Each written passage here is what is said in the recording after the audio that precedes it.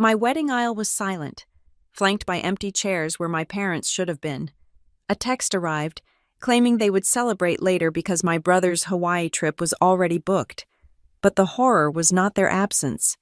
It was what they were signing in Hawaii while I said my vows. Months later, they called to invite me to another wedding to play Happy Family. I looked at the fraudulent number on my credit report and smiled. Not this time. My name is Violet Jenkins.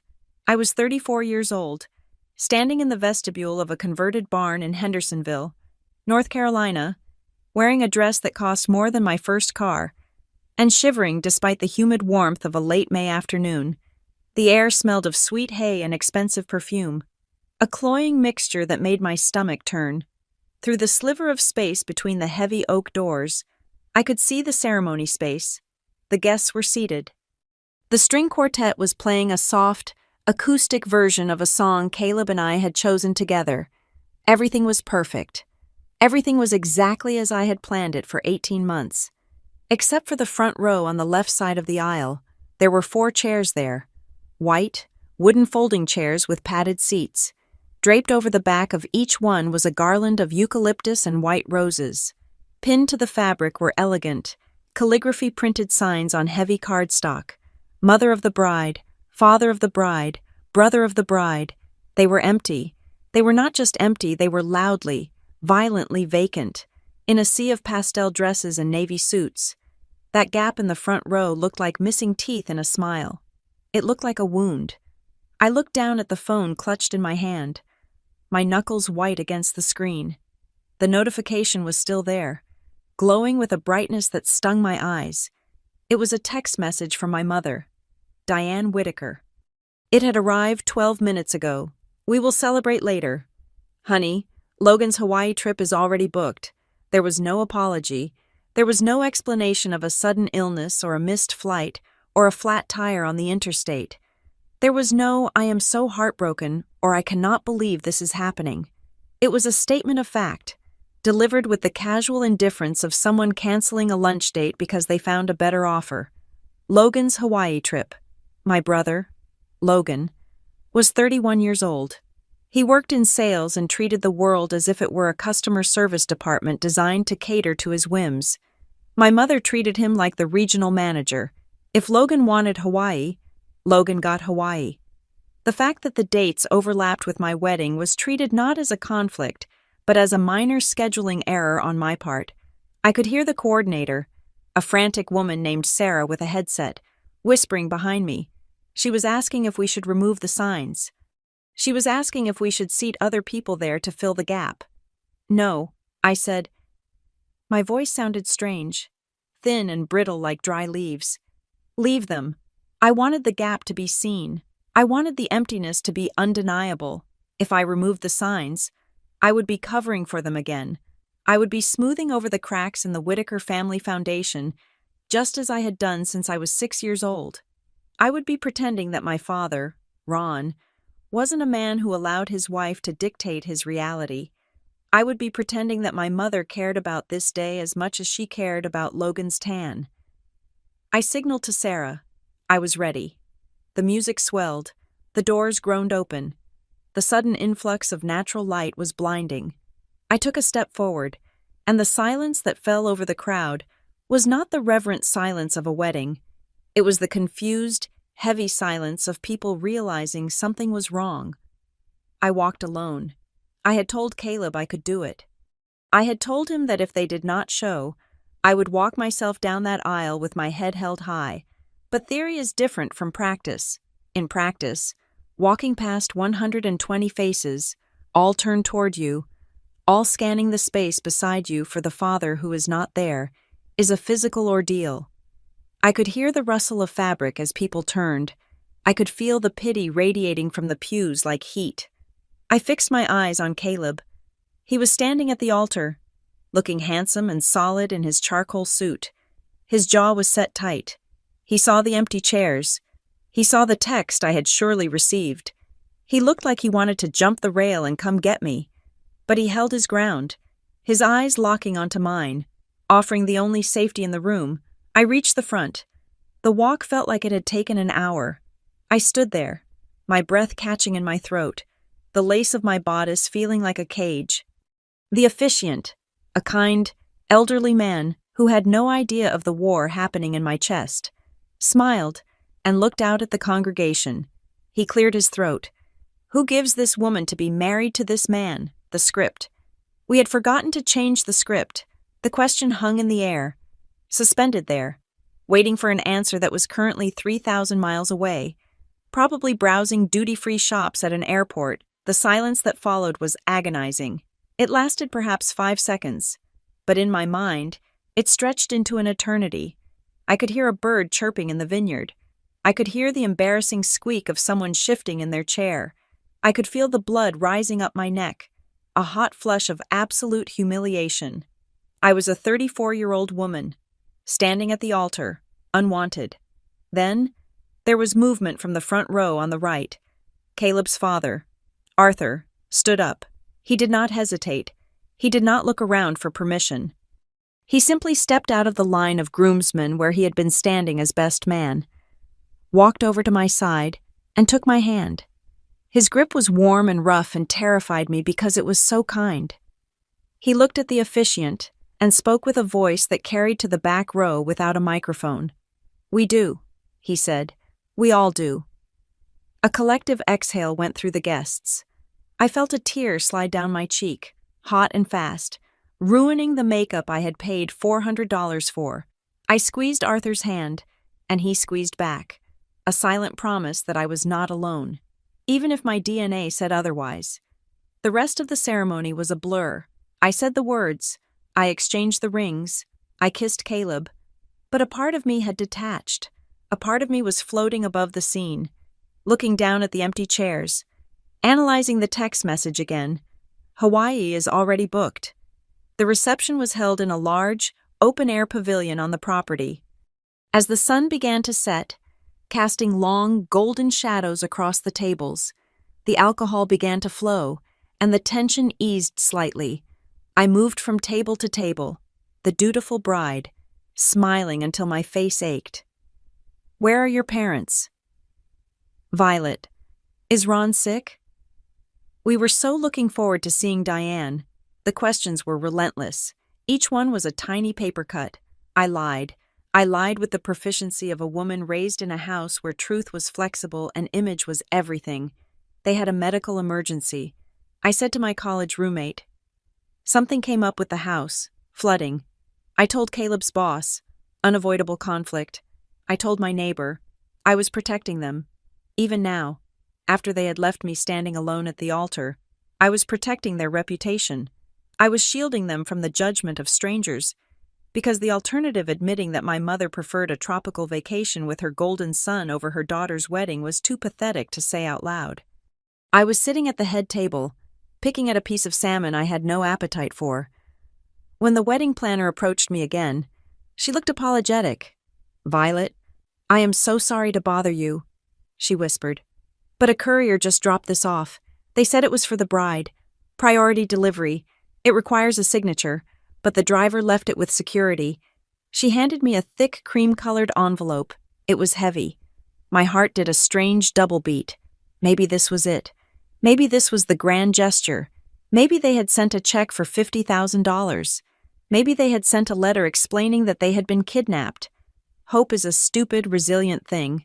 I slid a butter knife under the flap and tore it open. Inside, there was a card. It was a generic wedding card, the kind you buy at a pharmacy for $5. Inside, in my mother's looping, dramatic handwriting, it said, "Thinking of you today. Have a drink for us." That was it. No check, no cash, no heartfelt letter. But behind the card, there was something else folded into the envelope. It looked like a mistake. I pulled it out. It was a single sheet of paper, tri-folded. It looked like a statement or a confirmation page printed from a web browser.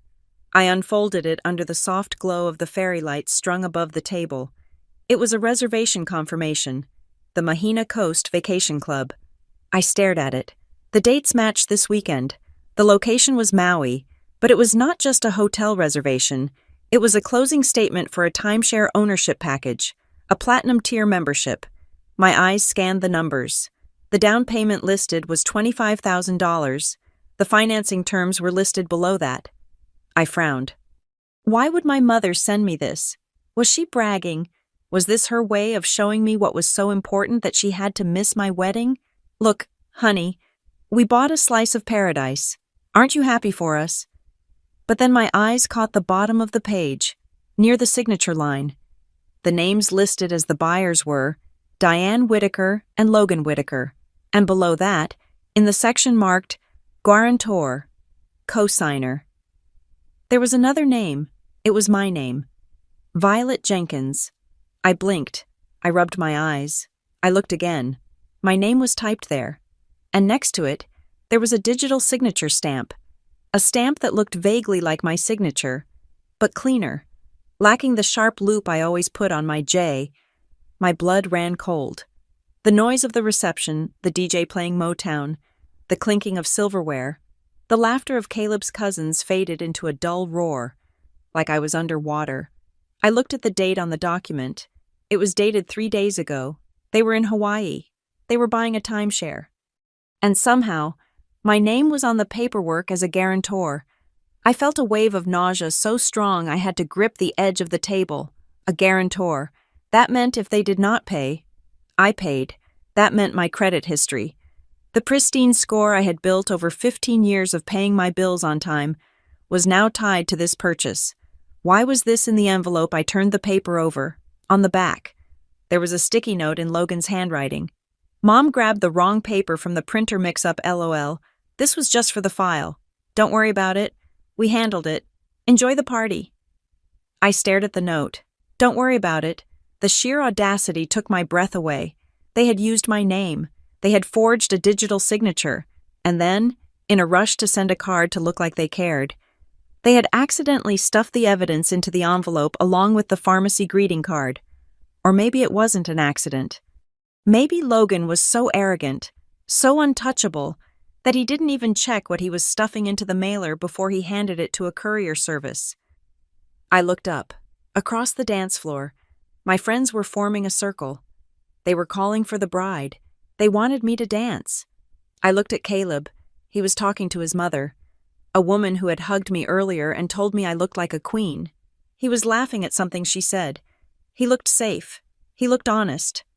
Then I closed my eyes and pictured my mother. I pictured Diane Whitaker sitting on a lanai in Maui right now. She would be wearing a caftan. She would have a glass of white wine. She would be telling Logan how smart they were to secure this asset.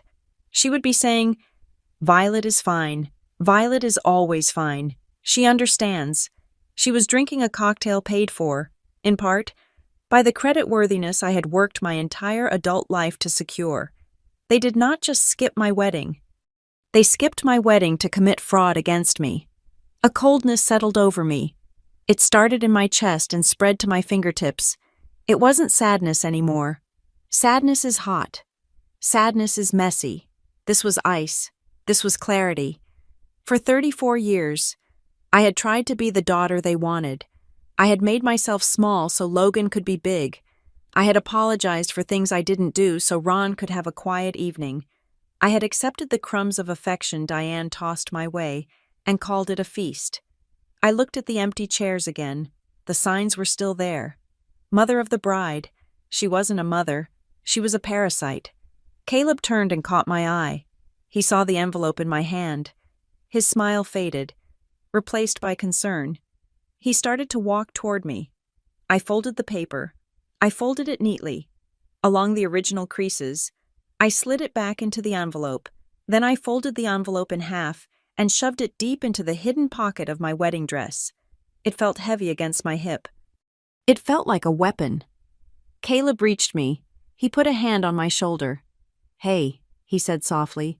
Everything okay? Who was that from? I looked up at him. I smiled. It was a different smile than the one I had worn all day. It didn't reach my eyes, but it was steady. Just some junk mail. I said, nothing we need to worry about tonight. I stood up. I took his hand. Let's dance, I said. As we walked toward the dance floor, I could feel the paper pressing against my thigh. They thought this was over. They thought they had gotten away with the ultimate slight. the ultimate selfishness, and that I would just swallow it like I always did. They thought the worst thing they did to me today was leaving an empty chair. They were wrong. The empty chair was a gift. It was the final proof I needed that I owed them nothing. I wasn't just a bride anymore. I was a witness, and the evidence was in my pocket. I stepped onto the dance floor, the music loud and thumping in my chest. I spun around, my dress flaring out, and for the first time that day, I didn't feel like crying. I felt like a ticking clock. Celebrate later. Mom had said, oh yes, we would celebrate later, but not the way she thought. I held Caleb tight, burying my face in his shoulder, and as the camera flashed, capturing the image of the happy couple, I made a silent vow that was just as binding as the ones I had spoken at the altar. Not this time. I squeezed Caleb's hand, feeling the solid reality of him, and let the rhythm of the music wash over me. The envelope in my pocket was a time bomb, silent and deadly. It hadn't gone off yet, but I knew exactly when I was going to detonate it. To understand the sheer violence of the silence in that wedding chapel, you have to understand the noise that preceded it. You have to understand the life I built in Raleigh, a 2-hour drive from the blast radius of my parents' home, and the quiet, deliberate peace I had cultivated like a rare orchid in a climate not meant for it. I lived in a renovated townhouse on the edge of the city, a space filled with succulents that I managed to keep alive, and books I actually read. I worked as a brand operations manager for North Harbor Creative Systems, a firm headquartered in Minneapolis. My job was entirely remote, which suited me perfectly. My days were spent untangling logistical knots for creative teams, smoothing over communication breakdowns, and ensuring that deadlines were met without bloodshed. I was good at it. I was excellent at de-escalating panic. I could take a hysterical email from a client and turn it into a structured action plan within 10 minutes. It took me a long time to realize that I was so good at my job because I had been training for it since I was a toddler. I met Caleb 3 years ago on a Tuesday that was trying its hardest to drown the state of North Carolina. I had ducked into a small, independent coffee shop near the warehouse district, shaking an umbrella that had inverted itself 3 times on the walk over. The place was packed with people seeking refuge from the downpour. There was one open seat left at a communal wooden table near the window. "Is this taken?" I asked the man sitting there. He looked up from a sketchbook. He had kind eyes behind wire-rimmed glasses and a flannel shirt that looked soft enough to sleep in. "It is all yours," he said. We sat in silence for 40 minutes. That was the thing that hooked me. In my family, silence was a vacuum that had to be filled with performance, with praise for Logan, or with nervous chatter to gauge my mother's mood. With Caleb, the silence was just air. It was comfortable. When I finally got up to leave, I knocked my knee against the table leg and spilled the remaining inch of his cold brew onto the floor. "I am so sorry," I gasped, grabbing napkins before the liquid even settled. "I am so sorry. I will buy you another one. I am so clumsy. I am so sorry." He reached out and gently caught my wrist, stopping my frantic wiping. "Violet," he said, reading my name off the cup I was holding. "It is just coffee," and I was finished. "You do not need to apologize for gravity." We started dating a week later. Our relationship was the antithesis of the adrenaline-fueled drama I was used to. Caleb was a structural engineer.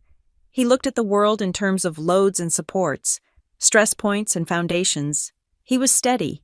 He did not need to be the center of attention. He did not need me to be an audience. For the first time in my life, I was not exhausted. But you cannot outrun your conditioning forever. Even as I built this safe harbor with Caleb, I remained tethered to the Whitaker family dynamic. I was the peacekeeper, the shock absorber, the low-maintenance model. Then there was Logan.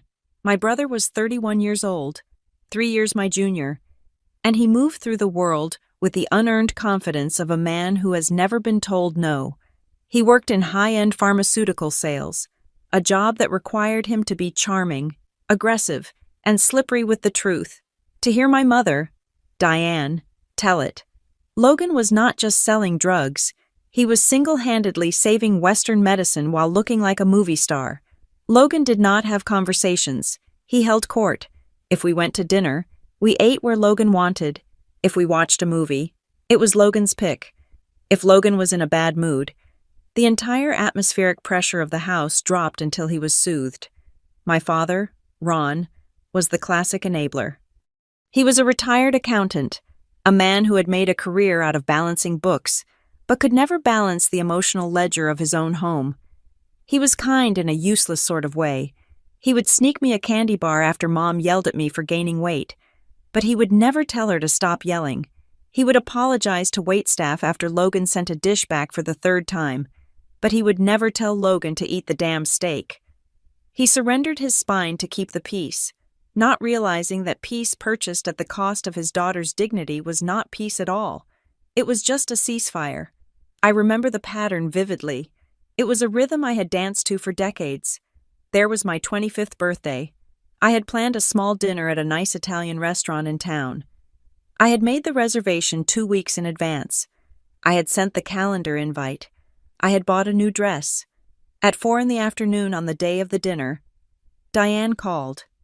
"Honey," she said, her voice breathless, the way it always was when she was pivoting. "We need to reschedule."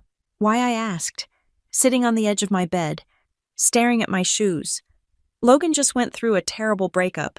She said, "That girl, the blonde one. She ended it. He is devastated. Violet, absolutely crushed. We cannot go out and celebrate while your brother is hurting. It would be cruel. He dated her for 3 weeks. "Mom," I said, a rare flash of defiance rising in my throat. Diane let out a sharp sigh. It was a weaponized sound. "I did not raise you to be callous. Violet, we are ordering pizza and staying in with him.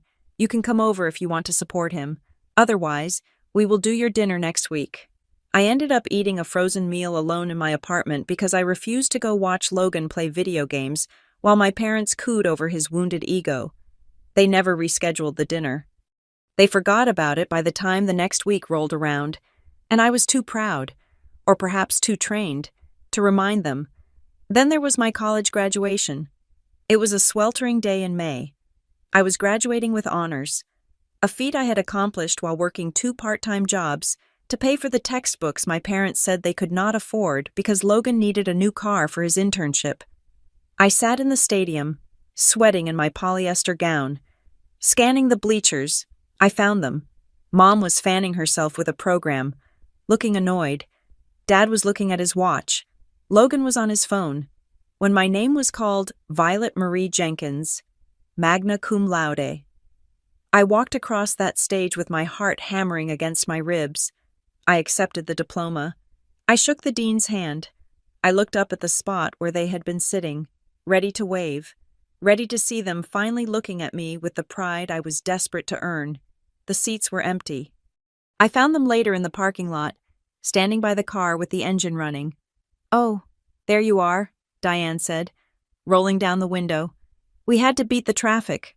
Honey, Logan has tickets to a concert tonight, and we could not risk getting stuck in the garage.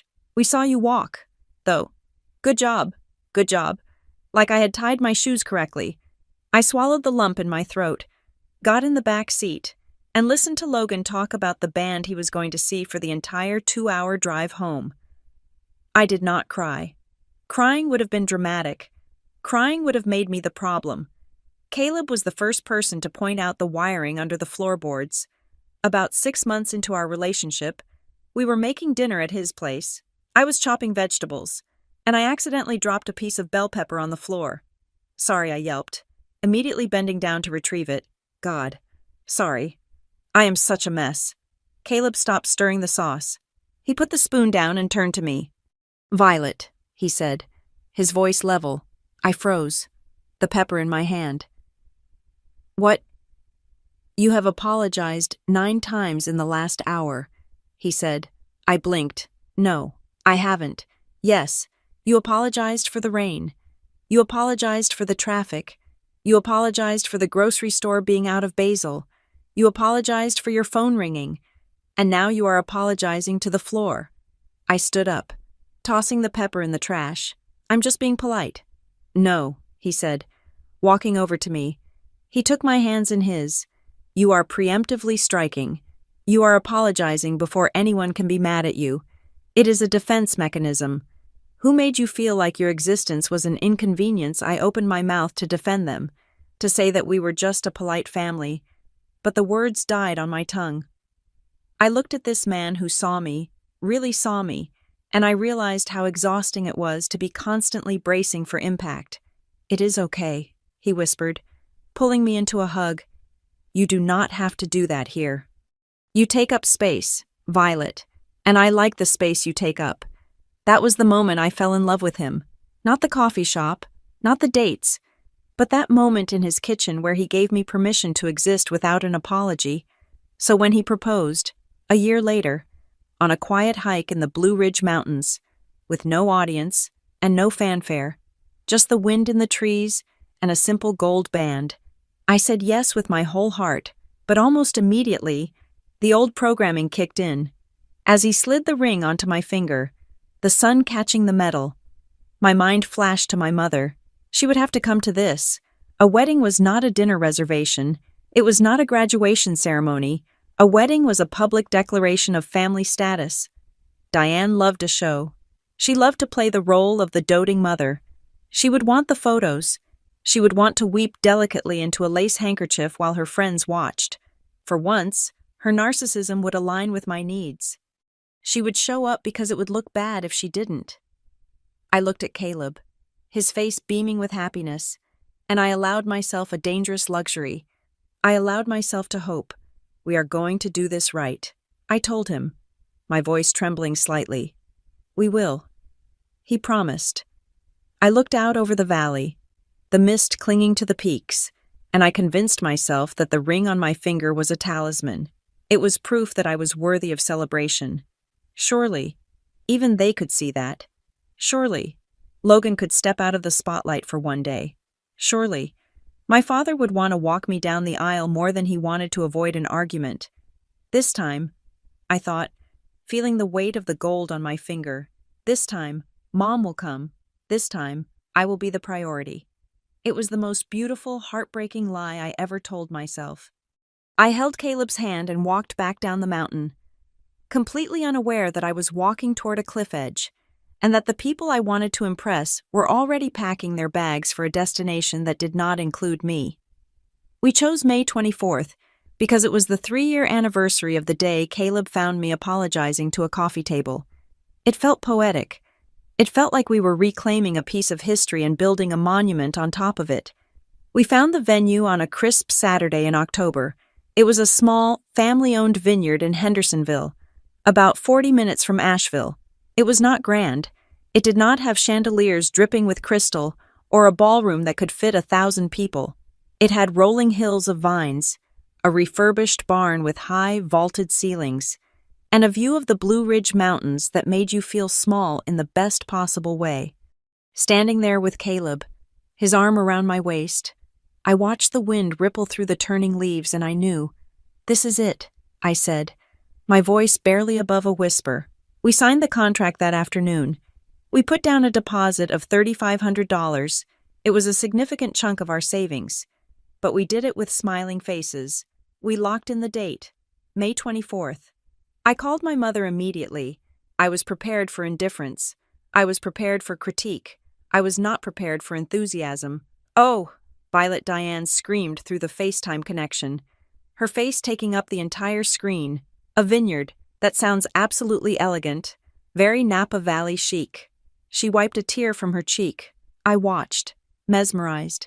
"Was this real? I have to tell the aunts," she continued, her voice trembling with emotion. "My baby is getting married. We have so much to do. What are the colors? Please tell me you are not doing yellow. Yellow washes you out."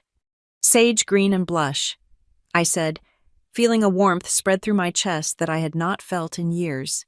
"Perfect," she declared. "I am going to look for a dress. I promise you. Violet, we are going to make this the most beautiful day. I will not miss a single detail." For 3 weeks, I lived in a twilight zone where I had a normal, supportive mother. She sent me links to flower arrangements. She asked to see photos of the venue. She even texted Caleb to welcome him to the family. I started to relax. I let my guard down.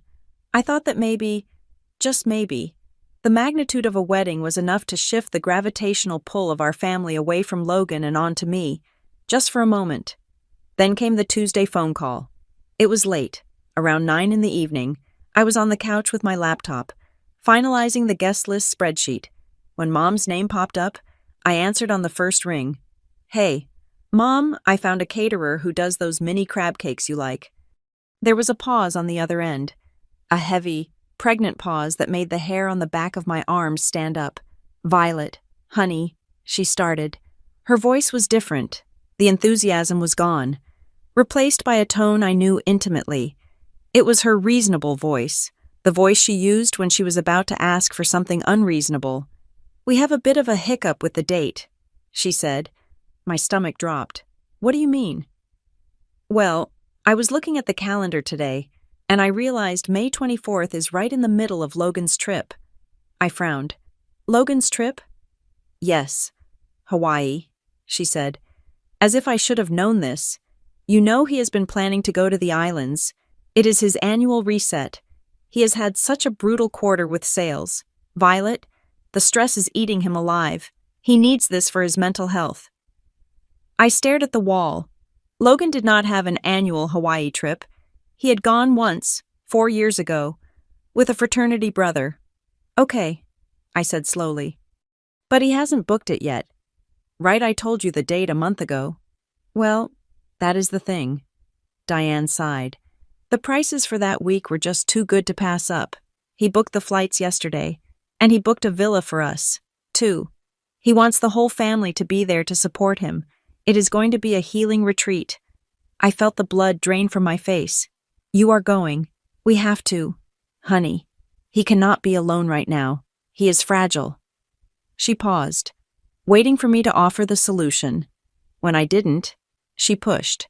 "So, here is what we are thinking. If you push the wedding back to June, or maybe even July, it would actually be better. The weather will be warmer, and that way, we do not lose the money on the plane tickets. They are non-refundable." "Violet," I gripped the phone so hard my hand cramped. "Mom," I said, my voice shaking, "I cannot move the wedding. We signed a contract. We paid a deposit. The vendors are booked. People have already requested time off work." Diane let out a sharp breath, the sound of patience wearing thin. "It is just a deposit. Violet, what is it? A few $100s. It is $3,500, I snapped. "And it is not just the money. It is the principle. I set this date. I told you. You knew, Violet. Do not raise your voice at me. I am trying to find a solution here. You are being very rigid. A wedding is just a party. Your brother's mental health is a priority. Do you want him to have a breakdown because he could not get his rest?" The gaslighting was so seamless, so practiced. Suddenly, my wedding was an attack on Logan's sanity. "I am not moving the date." "Mom," I said. I was shaking, but the words were clear. "The wedding is May 24th. If Logan chooses to go to Hawaii instead of his sister's wedding, that is his choice. But I'm not losing $4,000 and my self-respect to accommodate a vacation he booked yesterday." There was a silence on the line, a cold, stony silence. "I see," Diane said. Her voice was ice. "I did not realize you had become so selfish." "We will talk later." She hung up. I sat there, the silence of the room crushing me. Caleb walked in from the kitchen, took one look at my face, and pulled the laptop away. "What happened?" he asked. I told him. I watched his jaw tighten.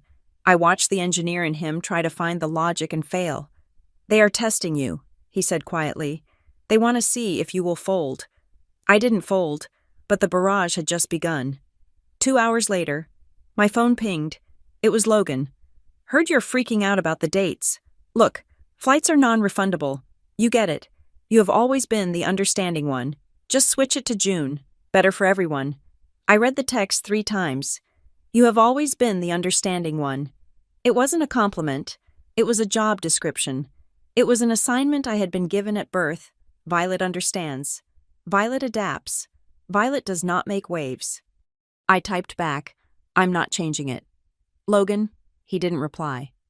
The next day, the guilt trip escalated.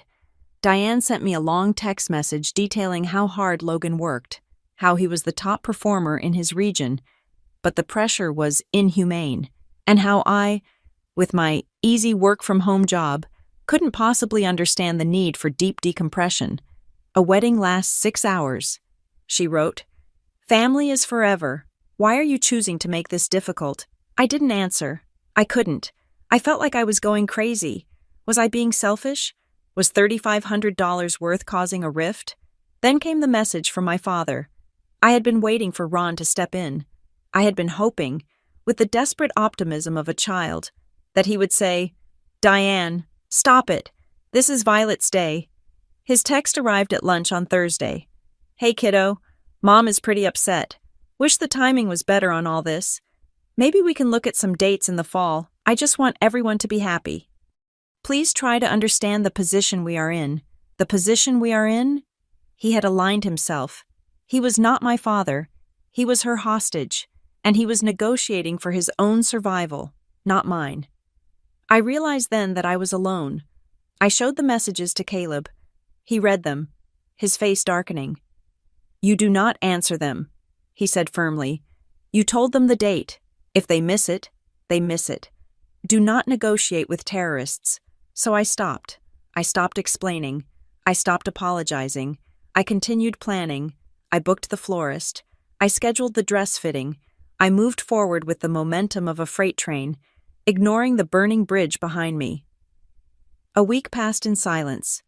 Then, a notification popped up from Diane. The tone had shifted again. It was breezy, casual, as if the war of the last 7 days had never happened. "Okay, honey. We talked it over. We are going to try to make it work. We might have to fly in late, but we want to be there." I let out a breath I didn't know I was holding. A wave of relief washed over me, so powerful it almost knocked me down. They were coming. They were crazy, and they were manipulative, but they were coming. I am booking the domestic connection flights for Dad and me from Ohio down to North Carolina. She wrote, "I want to get everything organized in one system so I do not lose track of the itineraries. Send me your full info current address, full legal name as it appears on your ID, and your birth date. I want to put you down as the destination contact so the airline sends the updates to you, in case we are in the air." It seemed like a peace offering. It seemed like she was finally taking charge of the logistics to be helpful. She was booking the flights. She was making it work. I did not pause. I did not hesitate. I was so desperate to secure their attendance, so desperate to lock in this fragile victory, that I typed it all out. Violet Marie Jenkins. Date of birth: October 14, 1989. Current address: 402 Maplewood Drive, Raleigh. NC, thanks. Mom, I wrote, "I really appreciate it. Got it." She replied instantly. "Love you." I stared at the screen, feeling a warm glow of resolution. I turned to Caleb. "They are coming," I said, smiling. "She is booking the flights right now." I had no idea that I had just handed them the keys to the kingdom. I thought I was sending details for a flight itinerary. I didn't know I was filling out the guarantor section of a contract that would haunt me for years. I didn't know that while I was planning a wedding, they were planning a purchase, and that my good credit was the only guest of honor they actually cared about.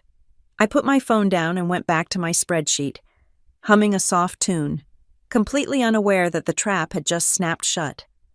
The digital siege began on a Tuesday morning, 3 weeks before the wedding. I had convinced myself that providing my personal information for the flight bookings was the end of the conflict. I thought I had purchased their attendance with my compliance. I was naive. In the modern era, family warfare does not happen on a battlefield. It happens in the notification center of an iPhone. It started with the Whitaker Fam group chat. For years, this thread had been mostly dormant, used only for wishing happy birthday or sharing photos of the dog. Suddenly, it became a stage. Diane sent a link to an article titled "The Art of Letting Go: Why Adult Children Drift Away." She added no caption. She just let the preview image, a weeping mother's silhouette against a sunset, sit there in the chat, radiating passive-aggressive heat. 2 hours later, she posted a status update on Facebook.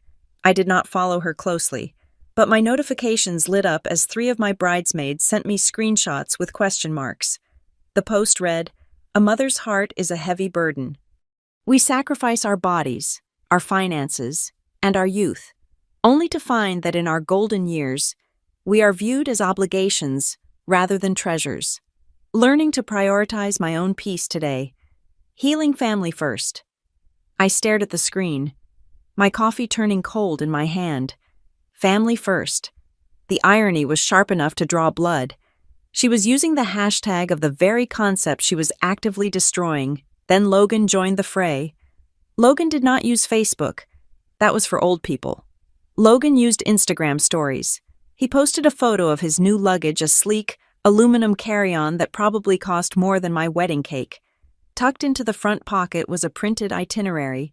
The caption was overlaid in a bold, sans serif font, counting down the days. Sometimes you have to step away from the little events to focus on the big picture. Mental wealth over everything. Hawaii-bound sales life. Little events. He was calling my wedding a little event. He was publicly minimizing the most important day of my life to his 2,000 followers, framing his vacation as a heroic act of self-preservation. I sat at my desk, trembling. I wanted to reply. I wanted to scream into the chat. I wanted to comment on his story and say, "You are not going for mental health. You are going because you are a spoiled brat who cannot handle not being the center of attention." But I didn't. I held my tongue. I had spent 34 years holding my tongue, and the muscle memory was too strong to break. My phone buzzed again. It was Sarah, my maid of honor. "Hey Vi," the text read, "is everything okay? Your mom's post is intense. Are they still coming?" I typed out a lie. "Oh, you know Diane. She is just dramatic about the travel logistics. They are excited." I hit send and felt a wave of nausea. I was covering for them again. I was the PR manager for a company that was actively trying to fire me. The torture continued for days. It was a slow drip method of psychological warfare. Diane would send a message in the group chat asking Logan if he had packed his sunscreen, completely ignoring the photo I had sent 5 minutes earlier of the wedding seating chart. Ron would react to Logan's messages with a thumbs up emoji and leave mine on read. It was a clear message. We are a unit. You are an outsider. Then came the ultimatum. It was 10 days before the wedding. I was finalizing the head count for the caterer. I needed a hard number. I could not keep holding 4 seats open for ghosts. I sent a direct message to Diane Mom. "I need to know the flight arrival times for the rehearsal dinner. The venue needs to know if we are feeding 4 extra people." Her response came 4 hours later. It was not a flight number.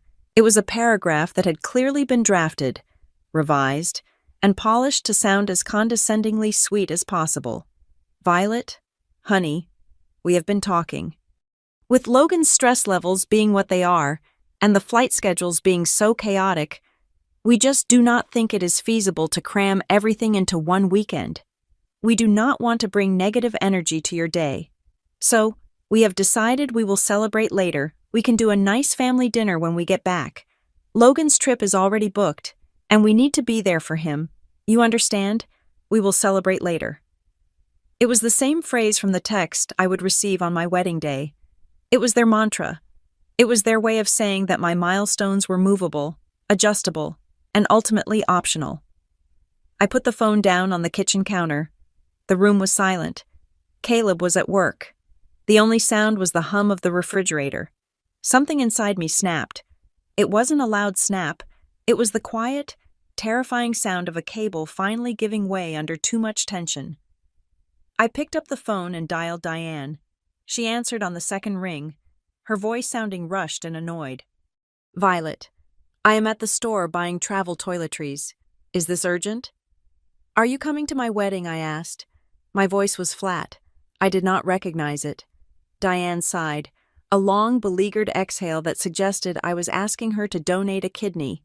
"I just texted you. Honey, we will celebrate later. It is just too much right now. The logistics. It is not logistics." I cut in. "It is a choice. You are choosing a vacation over your daughter.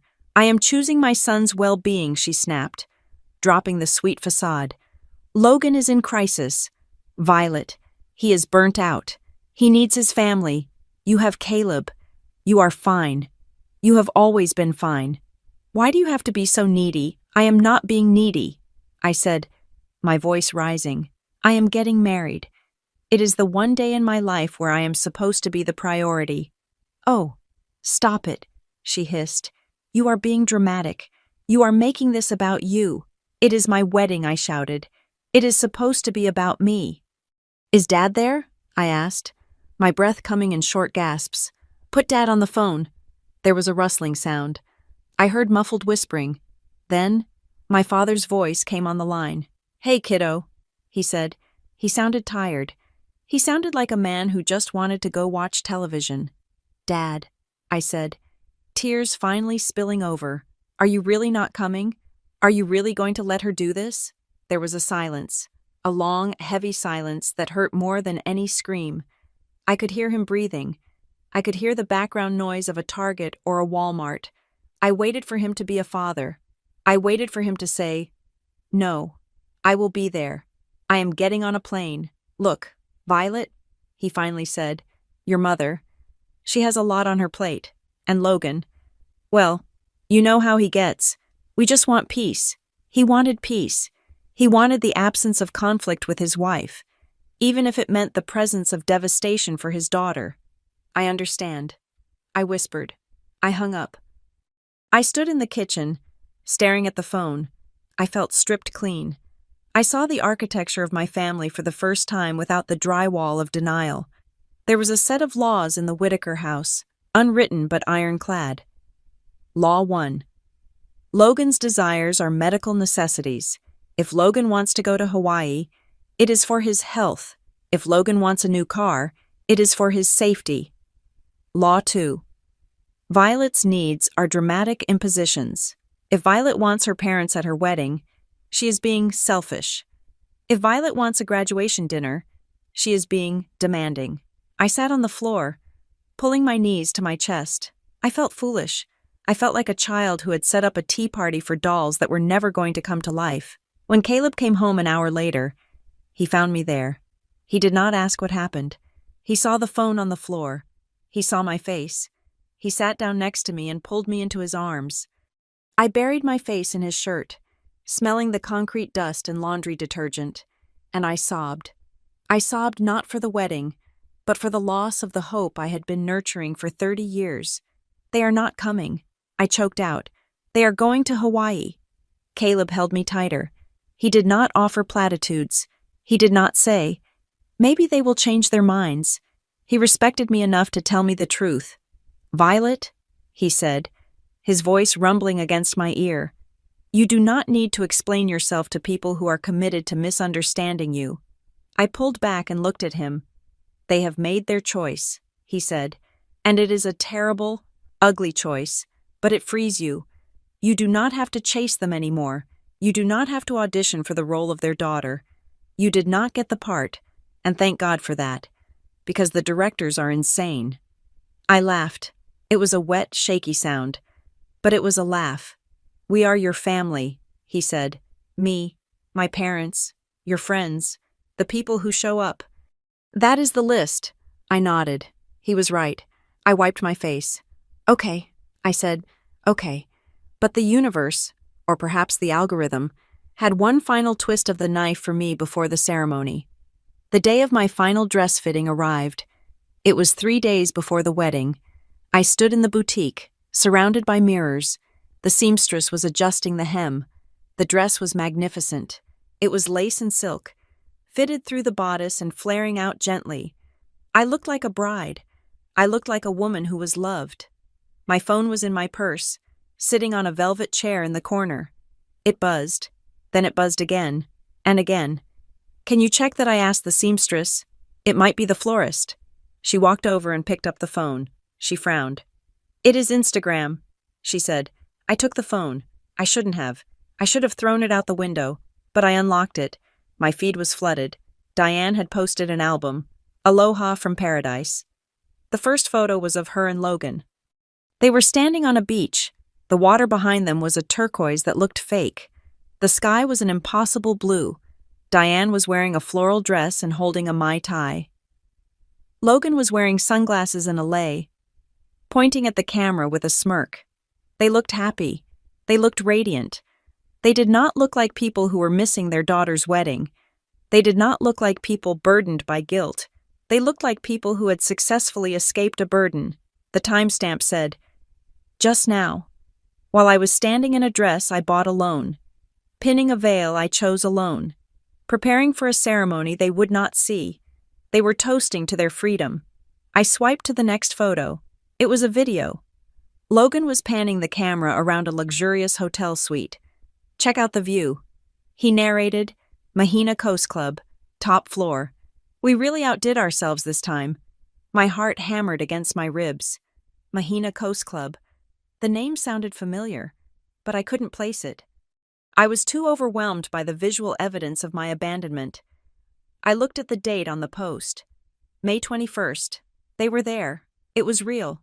I looked up at the mirror. I saw a woman in a white dress, alone. But for the first time, the image didn't look sad. It looked formidable. The seamstress looked at me with concern. "Is everything okay?" "Honey, bad news." I looked at the photo of my mother laughing on the beach one last time. I memorized the way the sun hit her face. I memorized the complete lack of shadow in her eyes. "No," I said, handing the phone back to her. "No bad news. Just a weather report."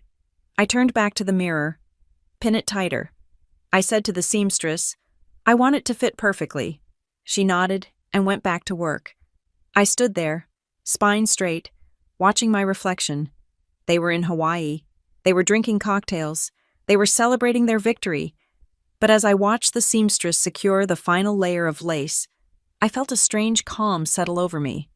They thought they had won because they had left me behind.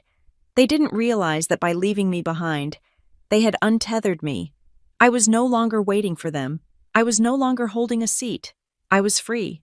And as the notifications continued to roll in likes, comments, heart emojis on my mother's vacation photos, I just smiled. It was a cold, sharp smile. Enjoy the vacation, Mom. I thought, enjoy the view. Because when you get back, the locks will be changed. And I'm not talking about the house. The sky on my wedding day was an insult. It was a brilliant, cloudless blue, the kind of hue that photographers pray for and poets write bad verses about. The sun draped over the rolling hills of the vineyard like a heavy, golden blanket. It was warm, vibrant, and alive. It was the exact opposite of the cold, hollow cavity in the center of my chest. I stood in the bridal suite, a converted farmhouse room with exposed beams and vintage mirrors. My bridesmaids were a flurry of lavender silk and excited chatter, fixing lip liner and adjusting straps. They were trying so hard to be loud enough to drown out the silence that was coming from my phone. There was a knock on the door. I froze.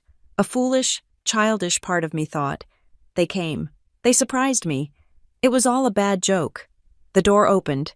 It was not my mother.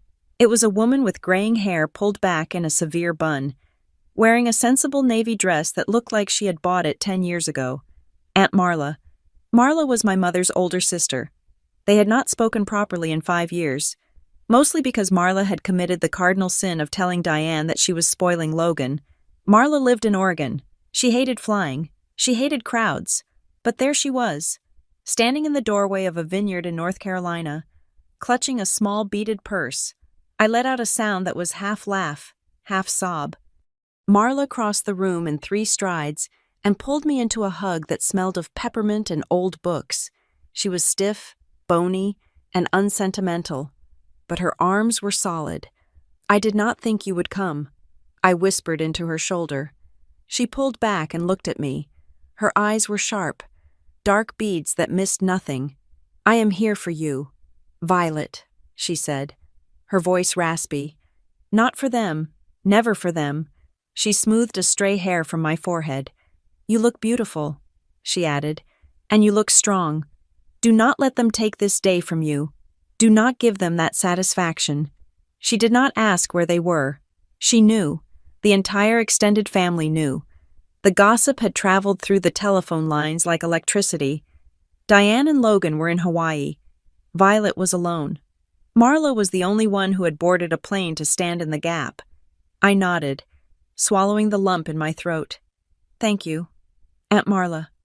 When the time came to walk, the air outside was thick with the scent of blooming jasmine. I stood at the entrance of the ceremony space. I could see the guests seated in rows of white chairs.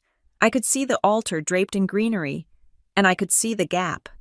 The 4 empty chairs on the left side of the aisle were like a physical blow, even though I had placed the signs there myself. Seeing them now, in the harsh light of day, was devastating. Mother of the bride, father of the bride, brother of the bride, they were not just seats, they were a monument to my insignificance. The music started. A cello hummed the opening notes of Can't Help Falling in Love. I took a breath. I stepped out. The walk was a blur of faces. I saw my college roommate wiping her eyes. I saw my boss from Minneapolis smiling encouragingly, but my eyes kept flickering to the left. I felt a phantom draft, a chill radiating from the empty front row. I had to physically force my legs to keep moving past that void. I had to step through the cold spot where my family should have been. I reached the front. I looked at Caleb. He was my anchor. But then came the moment I had been dreading. The officiant looked out at the crowd. The script hung in the air. Who gives this woman? The silence that followed was less than 2 seconds, but it felt like a lifetime. It was the space where a father's voice should have been. It was the space where Ron should have stood up, squeezed my hand, and passed me to the man I loved. Instead, there was movement on the right. Arthur Morgan, Caleb's father, stepped forward. He was a big man, a retired union carpenter with hands like catcher's mitts. He didn't look at the empty chairs. He didn't look at the crowd. He looked right at me. He took my hand. His palm was calloused and warm. "We do," he said. His voice was a rumble of thunder. "We all do." I looked at Caleb's mother, Eleanor, seated in the front row on the right. She was weeping openly, her hands pressed to her mouth. She nodded at me, a fierce, protective nod. In that moment, I felt 2 things simultaneously. I felt a surge of gratitude so profound it nearly brought me to my knees. And I felt a spike of grief so sharp it pierced right through the joy. Because being loved this well by strangers only highlighted how poorly I had been loved by my own blood. I smiled. I forced the corners of my mouth up. I squeezed Arthur's hand.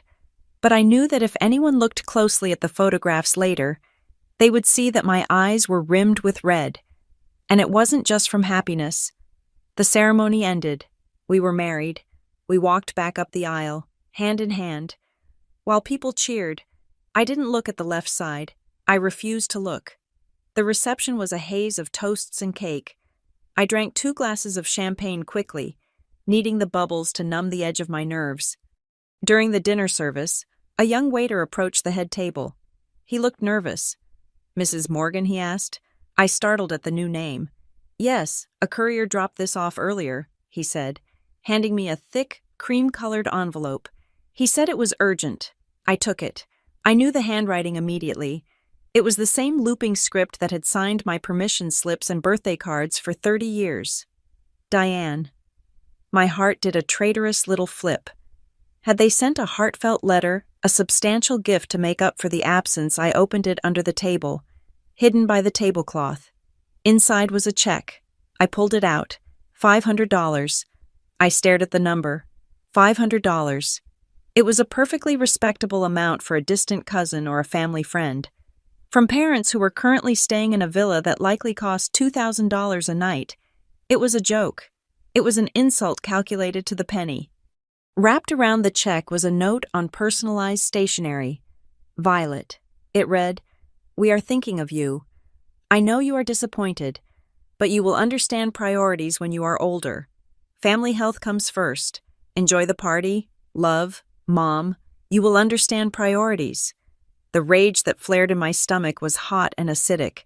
They were gaslighting me from 4,000 miles away. But there was something else in the envelope. A piece of paper had been folded and tucked behind the note, as if it had been grabbed by mistake or used as backing. I pulled it out. It was a printed confirmation page. Mahina Coast Vacation Club, Platinum Membership Agreement, Primary member Diane Whitaker. Secondary member Logan Whitaker. I frowned. I had seen this name before.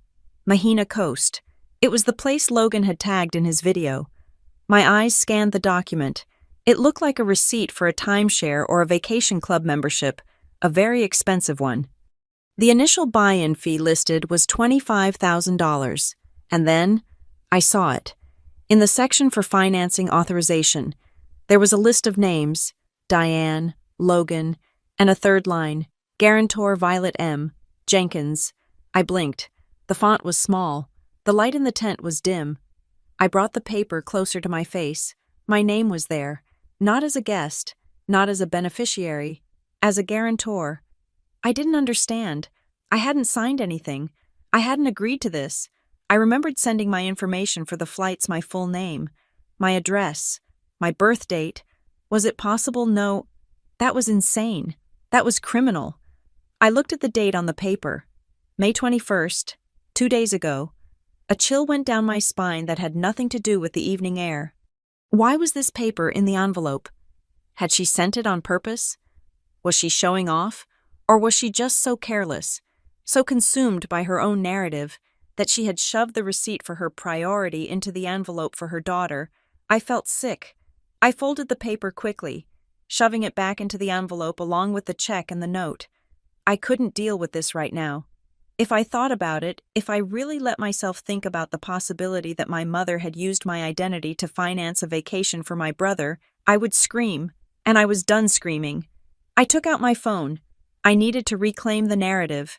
I needed to put a barrier between me and them. I selected a photo from the ceremony. It was a candid shot someone had texted me. It showed Arthur holding my hand, with Caleb smiling in the background. It was warm, imperfect, and real. I typed a caption. Sometimes the family that shows up is the one you build. I posted it. No tags, no mentions of the empty chairs. Just the truth. I put the phone down and turned to Caleb. He was laughing at something his best man was saying. He looked happy. I wanted to be happy. I wanted to be the wife he deserved, not the victim of the Whitaker family circus. I shoved the envelope deep into my purse. I treated it like radioactive material. I would deal with it later. I would deal with it when the champagne wore off. 10 minutes later, my phone buzzed on the table. I glanced at it. A comment from Logan. Looks fun. He wrote, Wish schedules aligned. Have a drink for us. Wish schedules aligned, as if it were a celestial event, as if the planets had conspired to keep them away. Rather than a deliberate choice to book a flight to Hawaii, I looked at the words on the screen. Then I looked at my purse, where the paper with Mahina Coast Vacation Club was burning a hole in the lining. Schedules. I thought, priorities. I felt a strange shift inside me. The sadness was evaporating, replaced by a cold, hard curiosity. What had they done? What had they signed? Caleb touched my arm. Hey, he said softly. You okay? You went somewhere else for a second. I looked at him. I looked at his kind, honest face. I made a decision. I was not going to let them ruin tonight. I was not going to let them ruin my honeymoon. I am fine. I lied. I am just tired. I picked up my phone and turned it off. I powered it down completely. Let's dance, I said. I stood up and pulled him toward the dance floor. But as I moved, I could feel the weight of the envelope in my bag. It was a bomb. I knew it was a bomb, but I was going to let it tick for a few more days. I would go on my honeymoon. I would drink rum punch in Puerto Rico. I would swim in the ocean with my husband. And when I came back, I would find out exactly what the price of my family's priorities really was. San Juan was a fever dream of cobalt cobblestones and humidity that clung to your skin like a lover. For the first 72 hours of our honeymoon, I managed to pretend that the world ended at the coastline of Puerto Rico. We wandered through the fortress of El Morro, drinking café con leche and letting the Atlantic wind whip the tension out of our shoulders. I left my phone in the hotel safe. It sat there in the dark, a small rectangle of black glass, silent and impotent. I wanted to be a new person here. I wanted to be Mrs. Violet Morgan, a woman who drank rum punch at 11 in the morning and did not have a family history that read like a case study for a psychology textbook, And for 3 days, it worked. I felt lighter. The phantom ache of the empty chairs at the wedding began to fade, replaced by the sound of coqui frogs and the warmth of Caleb's hand in mine. But you cannot live in a vacuum forever. On the 4th morning, while Caleb was in the shower, the itch returned. It is a specific kind of anxiety that belongs to children of chaotic households. It is the feeling that silence is not peace, but rather the gathering of breath before a scream. I needed to know the blast radius. I opened the safe. I took out the phone. I pressed the power button. The device vibrated against my palm for a full minute. Emails, texts, social media notifications. They stacked up on the screen like debris from a landslide. I sat on the edge of the bed. The sheets tangled around my legs, and I opened Facebook first. I needed to see the narrative they were spinning. I knew there would be one. Diane Whittaker did not endure a public absence without creating a public justification. It was the first thing on my feed. A long, rambling post, uploaded 24 hours ago. It had 43 likes and 12 comments from her echo chamber of friends. "The hardest part of motherhood," she wrote, "is realizing that the more you give, the less you receive. We pour ourselves into our children. We sacrifice our dreams so they can chase theirs. But sometimes, when they fly the nest, they look back at you not with gratitude, but with judgment." I am learning that it is okay to step back. It is okay to say that my mental health matters too. You cannot set yourself on fire to keep someone else warm, even if that someone is your own flesh and blood. She did not name me. She did not have to. The timing was a neon sign. She was painting herself as the martyr who had been forced to retreat to Hawaii to heal from the trauma of having an ungrateful daughter. I felt a dry, cynical laugh bubble up in my throat. She had skipped my wedding to buy a timeshare, and now she was the one being set on fire. The gymnastics were impressive. Then I switched to Instagram. Logan, my brother, had posted a reel. He was sitting on a balcony, the ocean shimmering behind him, looking tan and relaxed. He was wearing expensive sunglasses. The caption read, "Protect your peace." I tapped the audio. "You know," Logan said to the camera, his voice smooth and practiced, "we live in a society that glorifies toxic obligations. People think that just because you share DNA, you owe people your time, you owe them your presence. But that is old school thinking. If an event drains you, if the expectations are too high, you have to prioritize your own headspace. I am out here in the islands, reconnecting with what matters. Real family understands that. Fake family gets mad about it." I stared at his face. He was lecturing the internet on boundaries while actively trampling mine. He was using therapy language to justify narcissism. It was a masterclass in deflection. The door to the bathroom opened, and Caleb walked out. A towel wrapped around his waist, steam billowing behind him. He saw me on the phone. He saw the hunch of my shoulders. "Don't do it." "Vi," he said softly. "Put it down." "I cannot." I said, not looking up. "You have to hear this. Logan is calling the wedding a toxic obligation." Caleb sighed and walked over to his nightstand. He picked up his own phone. "I know," he said. I looked at him. "You know?" He hesitated, then sat down on the bed next to me. "Your mom texted me yesterday," he said. "I did not want to show you until we were flying home. I didn't want to ruin the trip." "Show me," I said. He handed me his phone. The text from Diane was a wall of blue. "Caleb," it began, "I am writing to you because I know you are a reasonable man. Violet is spiraling. Her behavior has been incredibly hurtful to the family. She is trying to make us look bad because we could not make the wedding. You need to speak to her. You are the man of the house now. Explain to her that families have conflicts and she needs to be more flexible. We expect an apology when we all get back. Help her see reason." The blood rushed to my ears. Man of the house. Expect an apology. She was trying to recruit him. She was trying to bypass me, the hysterical daughter, and appeal to the reasonable man to get me back in line. It was a tactic from the 1950s, and it made my skin crawl. "What did you say?" I asked, my voice trembling. Caleb took the phone back and scrolled down. Diane. He had written, "Violet is not spiraling. She is hurt because her parents chose a vacation over her wedding. We gave you the date 8 months ago. That was your choice. Do not contact me asking me to control my wife. If you want a relationship with us, you will start by apologizing to her. Not the other way around. I looked at Caleb. I looked at the firm, unwavering line of his jaw.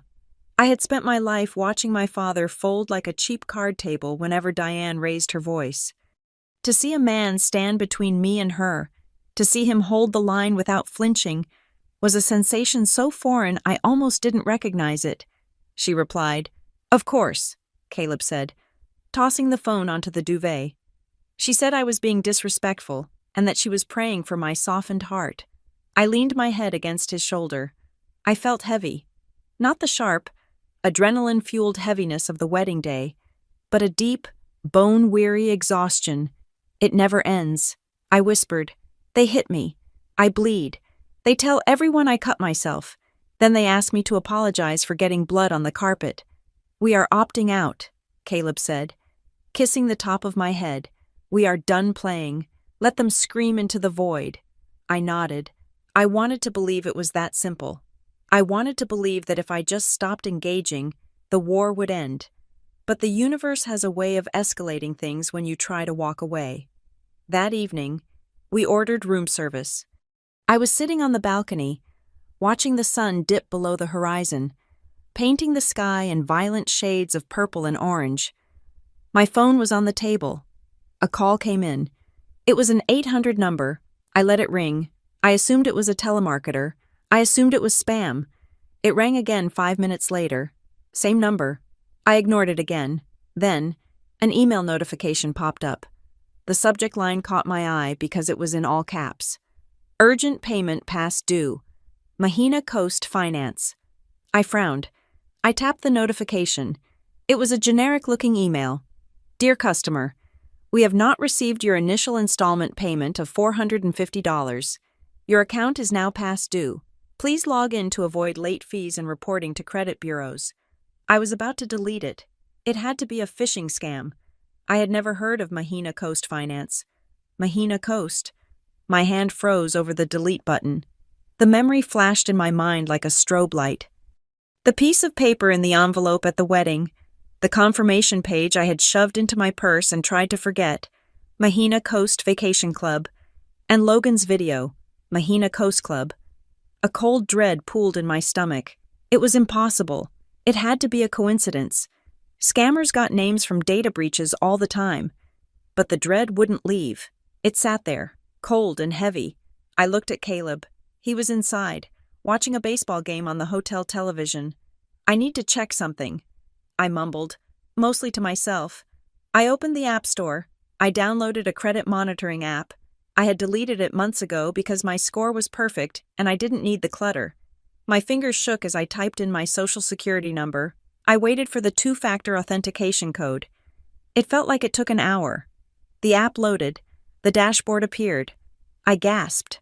The sound was involuntary, a sharp intake of air that sounded like I had been punched.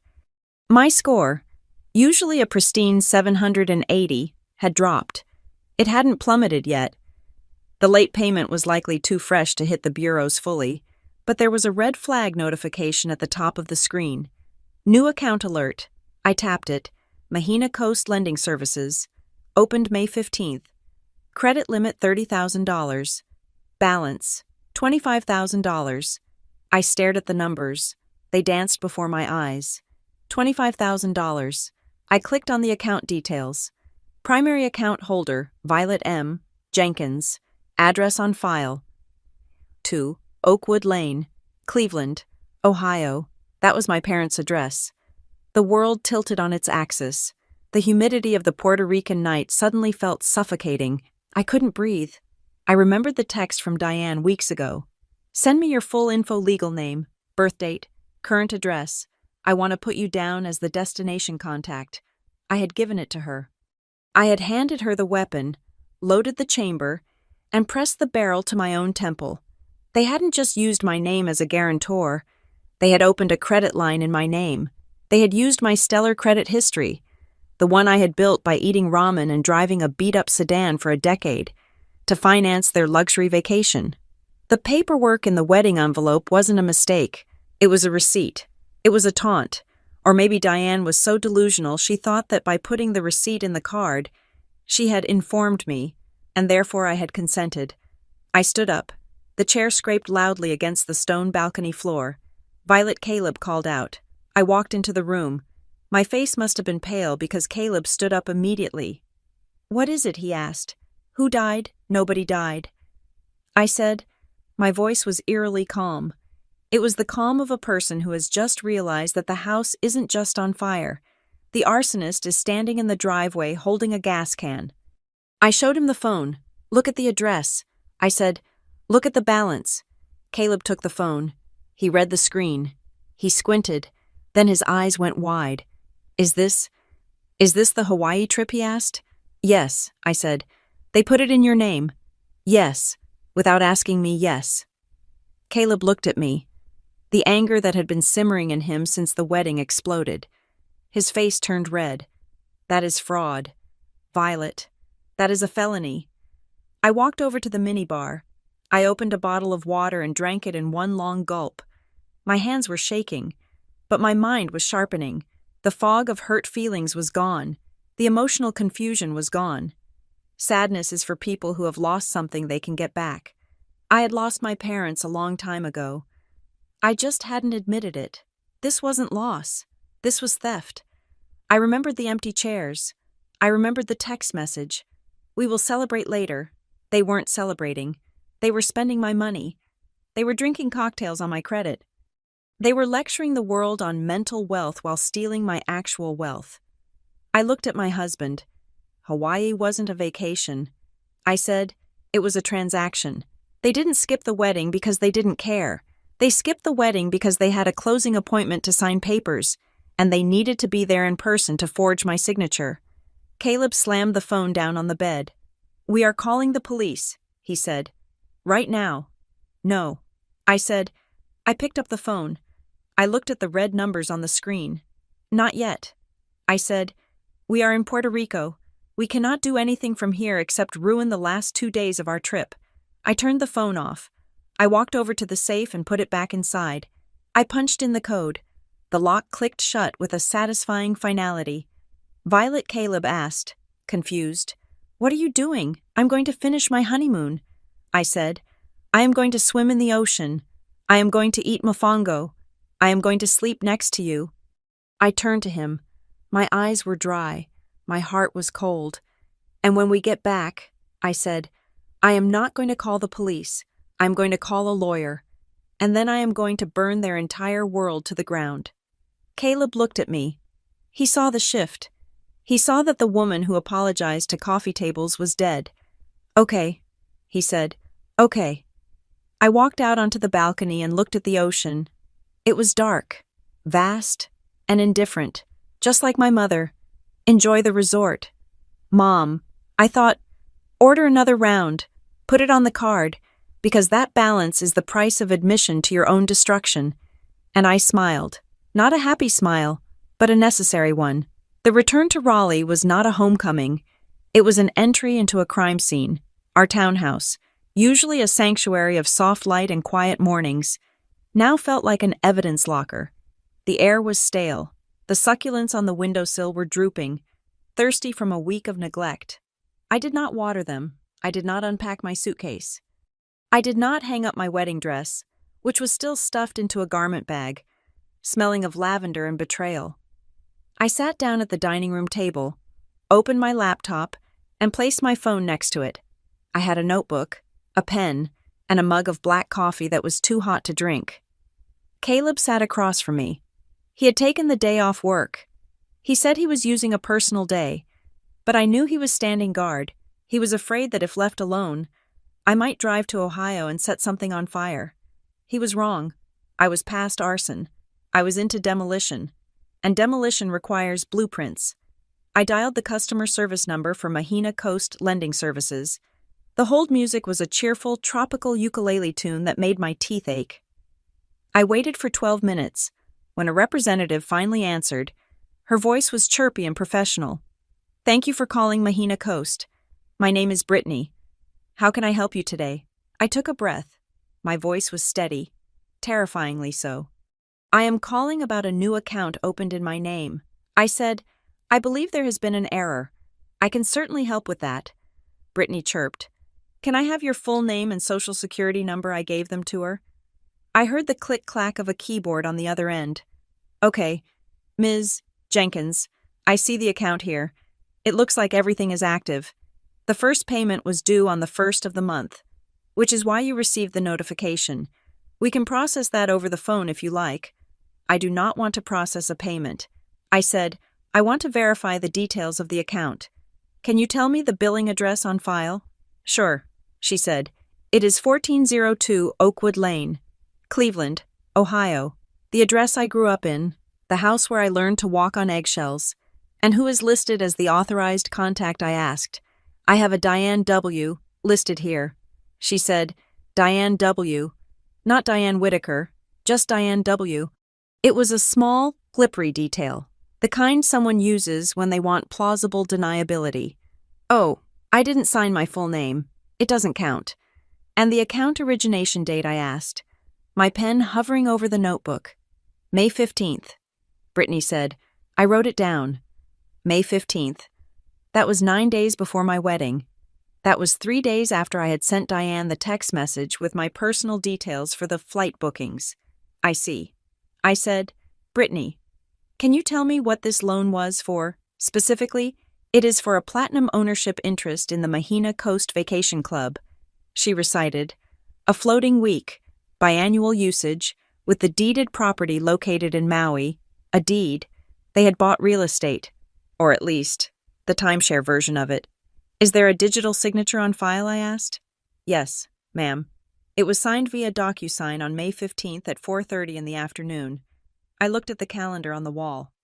On May 15th, at 4:30 in the afternoon, I was in a Zoom meeting with my marketing team in Minneapolis.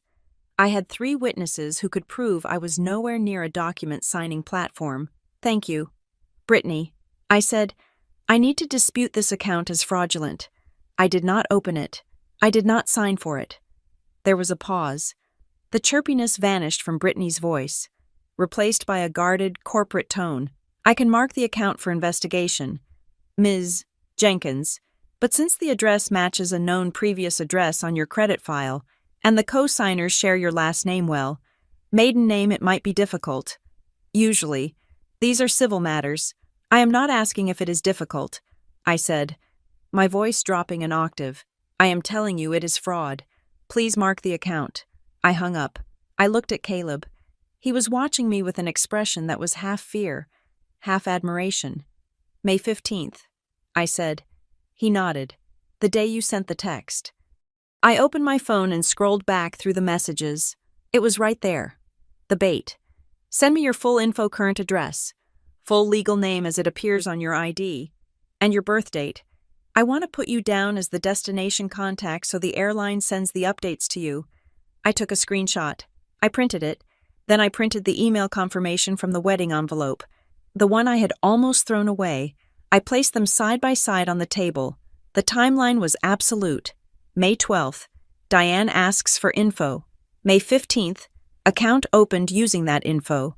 May 21st, they arrive in Hawaii to close the deal. May 24th, my wedding. They didn't skip the wedding because of mental health. They didn't skip it because of scheduling conflicts. They skipped it because the closing appointment for the timeshare was set for that week in Hawaii, and they needed to be there in person to sign their half of the papers while using my credit to float the loan. The phrase Hawaii trip already booked took on a sickening new meaning. It wasn't a vacation booking. It was a closing date. I felt a surge of bile in my throat, but I swallowed it. What do we do? I asked Caleb. Do we go there? Do I call her? Caleb reached across the table and put his hand on my wrist. His grip was firm. No, he said. You do not call her. Why? I demanded. I want to hear her lie. I want to hear her try to explain this, because if you call her, she will gaslight you. Caleb said, she will cry. She will say it was a misunderstanding. She will say they did it for the family inheritance. She will spin you in circles until you are apologizing to her for having a credit score. He was right. I knew he was right. We do this the right way. Caleb continued. We do this with paper. We freeze the credit. We file the police report. We get a lawyer. We build a wall of evidence so high they cannot climb over it. I nodded. Okay, I said, the right way. We spent the next 2 hours locking down my financial life. We placed freezes on Equifax, Experian, and TransUnion. We set up fraud alerts. Every click of the mouse felt like I was turning a key in a lock, shutting them out one door at a time. That afternoon, I had an appointment with a consumer protection attorney named Sarah. She was recommended by a friend of Caleb's. Her office was small, smelling of stale coffee and legal pads, but she had eyes like a shark. I laid everything out on her desk, the screenshots, the banknotes, the timeline. She looked it over in silence for 5 minutes. Then she took off her glasses and looked at me. This is not a family dispute, Violet, she said. This is identity theft, pure and simple.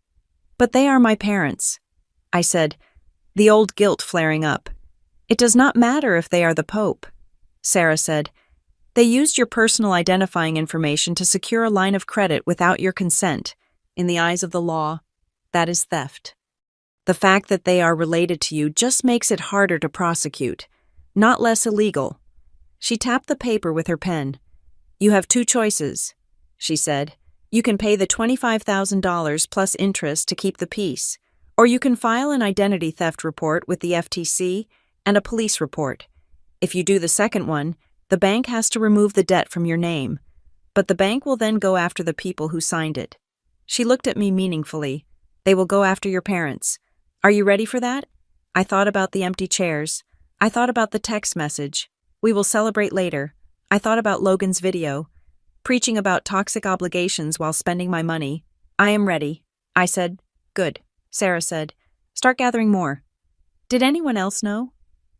Was there any other communication I thought about Aunt Marla? I called her from the car on the way home. Marla picked up on the 3rd ring. Violet. Is everything okay? You sounded short at the wedding. I didn't have time for pleasantries, Aunt Marla. I said, before Mom and Logan went to Hawaii. Did they talk to you about it? Did they mention anything about buying something? There was a silence on the line, then a sigh. I knew it, Marla muttered. I knew something smelled rotten. What did she say? I pressed. She called me about a month ago. Marla said. She was bragging. Violet, you know how she gets? She said Logan had found a legacy asset in the islands. She said they were getting a deal of a lifetime, but they had to move fast. She said the closing window was tight. The closing window? Did she say how they were paying for it, I asked. She was vague. Marla said, she said they were leveraging family resources. I assumed she meant your father's retirement account. I told her she was crazy to spend that kind of money on a timeshare, but she said it was for Logan's future. She said he needed an asset in his name to build his portfolio. I gripped the steering wheel so hard my knuckles turned white. Leveraging family resources. I was the resource. I was the livestock they had taken to market. Thank you. Marla. I said, Violet, she asked, her voice dropping. What did they do? They stole my credit. Marla. They skipped my wedding to go sign the papers using my name because their credit wasn't good enough. Oh, my God, Marla whispered. I hung up. I sat in the driveway of my townhouse for a long time. The sun was setting, casting long shadows across the neighborhood. It was the same golden hour light that had bathed the vineyard during the ceremony. I realized then that the grief was gone. Grief is a heavy, wet blanket. This was different. This was armor. For 34 years, I had thought my family was just dysfunctional. I thought they were emotionally immature. I thought they loved me, but just didn't know how to show it. I was wrong. They were predators, and I had been the prey. They didn't see me as a daughter. They saw me as a guarantor. They saw me as an insurance policy. They kept me around, kept me seeking their approval, just in case they needed to harvest something from me. And when the big prize came along the Hawaii condo, the golden boy's dream, they harvested me without a second thought. I walked inside. Caleb was making dinner.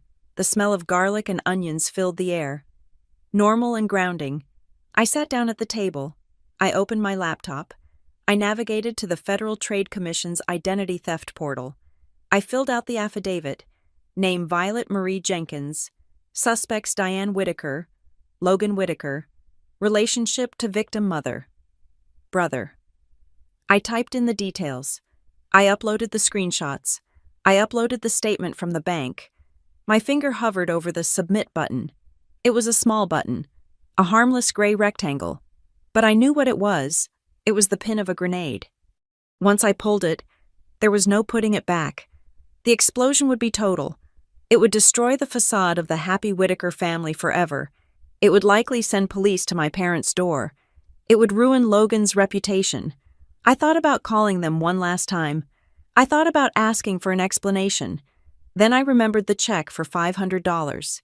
You will understand priorities when you are older. I understood them now. I clicked submit.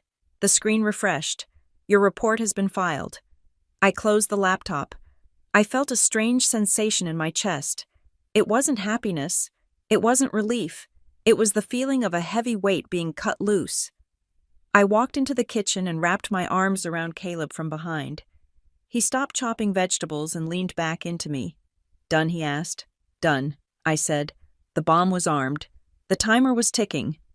And in Hawaii, or Cleveland, or wherever they were still celebrating, completely unaware that the ground beneath their feet had just turned into a minefield.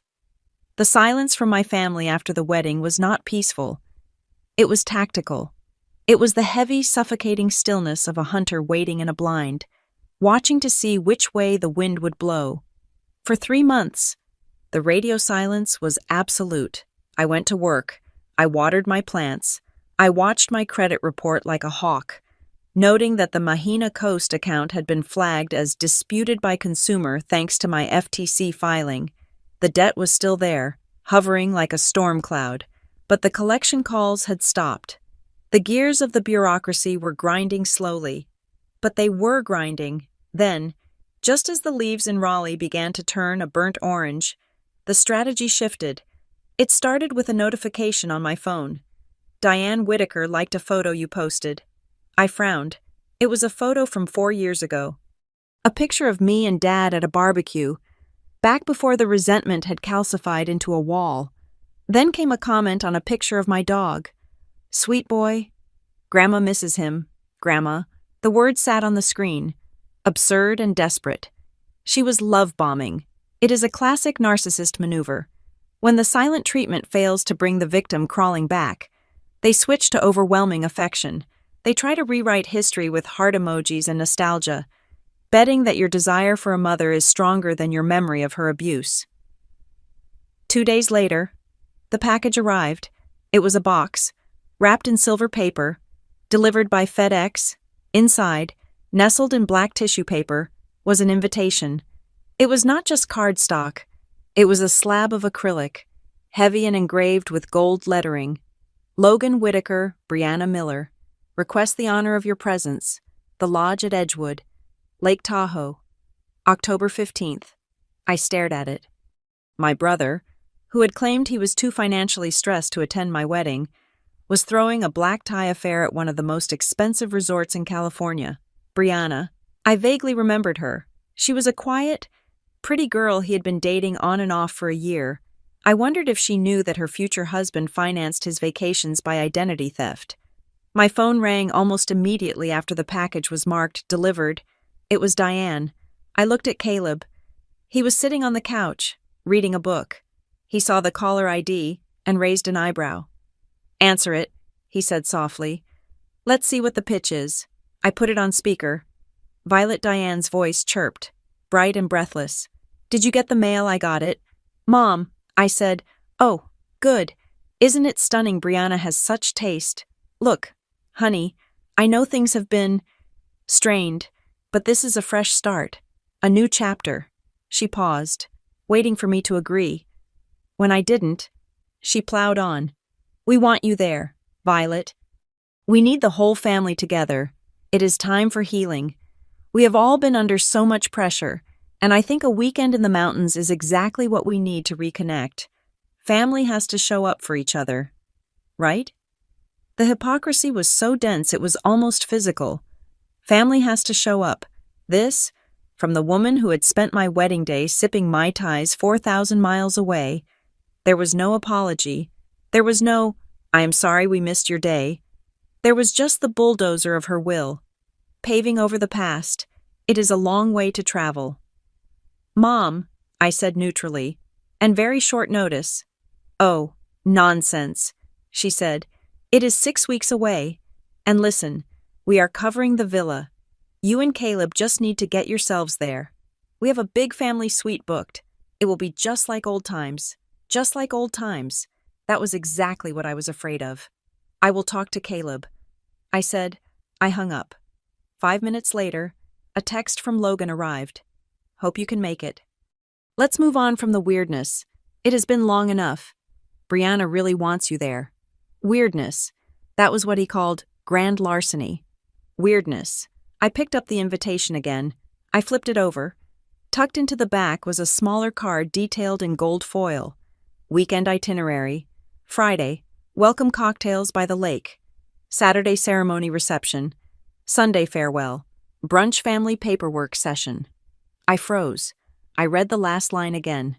Sunday, 10:00 a.m. Family paperwork session. Notary on site. My heart hammered against my ribs.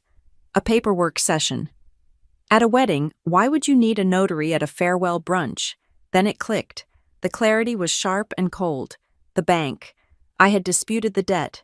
I had frozen my credit. The bank was likely pressuring them. They couldn't refinance, or perhaps they couldn't make a modification to the loan, because the primary guarantor me was flagging the account. They needed a signature. A real wet ink, notarized signature to validate the fraudulent digital one they had faked in May. They didn't want me there for healing. They wanted me there because they needed my hand to hold a pen. They needed to entrap me in a room with a notary public and guilt-trip me into signing a document that would make the debt legally mine, retroactive to the purchase date. They were luring me into a legal ambush. I looked at Caleb. "Look at Sunday," I said, handing him the card. He read it. He let out a low whistle. "A notary," he said. "They are not even trying to hide it. They think I'm stupid."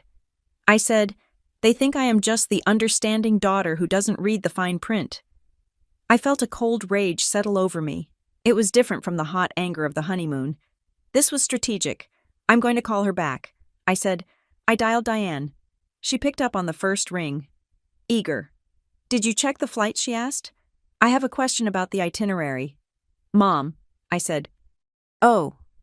What is the family paperwork session on Sunday?" There was a pause, a hesitation that lasted exactly 2 seconds. "Oh, that," she said, her voice going up an octave. "It is just some boring administrative stuff. You know, estate planning. Dad and I are updating our wills, and since we are all together, we thought we would just get everything signed. To protect you kids." It was a lie. You do not update wills at a destination wedding in Tahoe. "Does it have anything to do with the Mahina Coast account?" I asked. The silence on the other end was absolute. It was the silence of a person who has just stepped on a landmine and heard the click. I do not know what you are talking about," she stammered. "The account ending in 4029, I said, reading the number from my credit report. "The one opened on May 15th, the one with a $25,000 balance."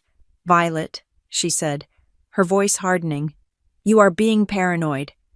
Does the paperwork on Sunday require me to sign as a guarantor?" I asked, "Because I see my name is already on the loan." "Mom, I saw the credit report." She let out a sharp breath. The sweet mom act evaporated instantly. "Listen to me," she snapped. "We made a financial decision for the family. You have excellent credit. You are not using it. Logan needed a boost to get the asset. It is a legacy asset. Violet, it will be yours one day too. We just need you to sign the ratification so the bank stops sending these ridiculous letters. It is a formality. A formality." I repeated. "You committed fraud." "I did what I had to do," she yelled. Her voice cracked. "You were so obsessed with your wedding. You wouldn't listen to reason. We needed to close the deal. And now you are going to come to Tahoe. And you are going to sign the paper. And you are going to stop being such a selfish, ungrateful child. I looked at the phone. I looked at the window, where the autumn leaves were falling. I am not coming, I said. Excuse me, I am not coming to Tahoe, and I am not signing anything. Violet, do not do this, she warned. Her voice dropped low, menacing. If you do not come, you are ruining your brother's wedding. You are breaking this family apart. I didn't break it. I said, you sold it. Logan's voice suddenly came onto the line. He must have been listening in the room. Violet, stop the drama, he barked. Just get on the plane. It is one signature. If you do not sign it, the rate jumps up and we lose the preferred status. Do not be a bitch about this. I closed my eyes. I thought about the little girl who used to wait by the window for them to come home. I thought about the woman who stood alone at the altar. I am not coming. I said again, you are spiteful. Diane hissed. You are jealous because Logan is happy. You are immature and petty. You are making a mistake. Logan added, if you do not fix this, if you do not sign that paper, we are done. You are out. No Christmas, no birthdays. You will be a ghost to us. He thought that was a threat. He thought the withdrawal of his presence was a punishment. He didn't realize that to me. It sounded like salvation. Is that a promise? I asked. There was a stunned silence. I am going to tell everyone, Diane screamed. I am going to tell the aunts. I am going to tell the cousins. I will tell them you abandoned your brother on his wedding day. I will tell them you are mentally unstable. I will destroy your reputation. Violet, do not test me. I gripped the phone. My hand was steady. My voice was steady. Go ahead, I said. Tell them. You think I won't? She challenged. I know you will. I said, you can tell them whatever story you want. Mom, you can tell them I'm crazy. You can tell them I am cruel. I took a deep breath. But this time, I said, my voice cutting through the static, I have the paperwork. What she whispered, I have the timeline. I said, I have the bank records. I have the IP logs. And I have the FTC filing number. FTC. Logan's voice wavered. So tell your story, I said, but make sure it matches the evidence, because if you lie about me one more time, I will release every single page I have. Violet Diane started, her voice suddenly frantic. Not this time, I said. I didn't wait for her response. I didn't wait for the backpedaling or the tears. I hit the red button. The call ended. The room was silent. I looked at Caleb. He was smiling. It was a fierce, proud smile. You did it, he said. I looked at the invitation on the table. The gold foil shimmered in the light. Request the honor of your presence. I picked it up. I walked over to the trash can in the kitchen. I dropped it in. It landed with a dull thud on top of the coffee grounds and eggshells. I felt a strange sensation in my lungs. I took a deep breath. For the first time in 34 years, I was breathing air that didn't belong to them. I am not going, I said to the empty room. And for the first time, the word no didn't feel like a failure. It felt like a victory. The fallout began less than an hour after I hung up the phone. Diane did not wait for the dust to settle. She went straight to the court of public opinion, which in the Whitaker family was a WhatsApp group chat titled Whitaker Roots Branches. It included 30 people, aunts, uncles, cousins, and second cousins scattered across the Midwest and the East Coast. I had muted the chat years ago, but I hadn't left it. I kept it for the same reason people keep fire extinguishers, not because you want to use them, but because you need to know when the heat is rising. My phone buzzed on the kitchen counter. Then it buzzed again. Then it vibrated continuously for 10 seconds, dancing across the granite surface. I picked it up. Diane had posted a photo. It was a picture of Logan and Brianna, looking glamorous in their engagement shoot. Underneath, she had typed a paragraph that dripped with performative martyrdom. It breaks a mother's heart to announce that Violet will not be joining us in Tahoe to celebrate her brother's union. We raised our children to support one another, but sometimes jealousy and selfishness cloud judgment. We are praying that Violet finds it in her heart to put family first one day. Until then, we will carry the torch of love without her. It was a masterpiece of manipulation. She had painted me as the bitter spinster sister, envious of the golden boy's happiness. The replies started rolling in. Oh no. Diane. So sorry to hear that. Praying for you all. Family is everything. Hopefully she comes around. I felt Caleb standing behind me.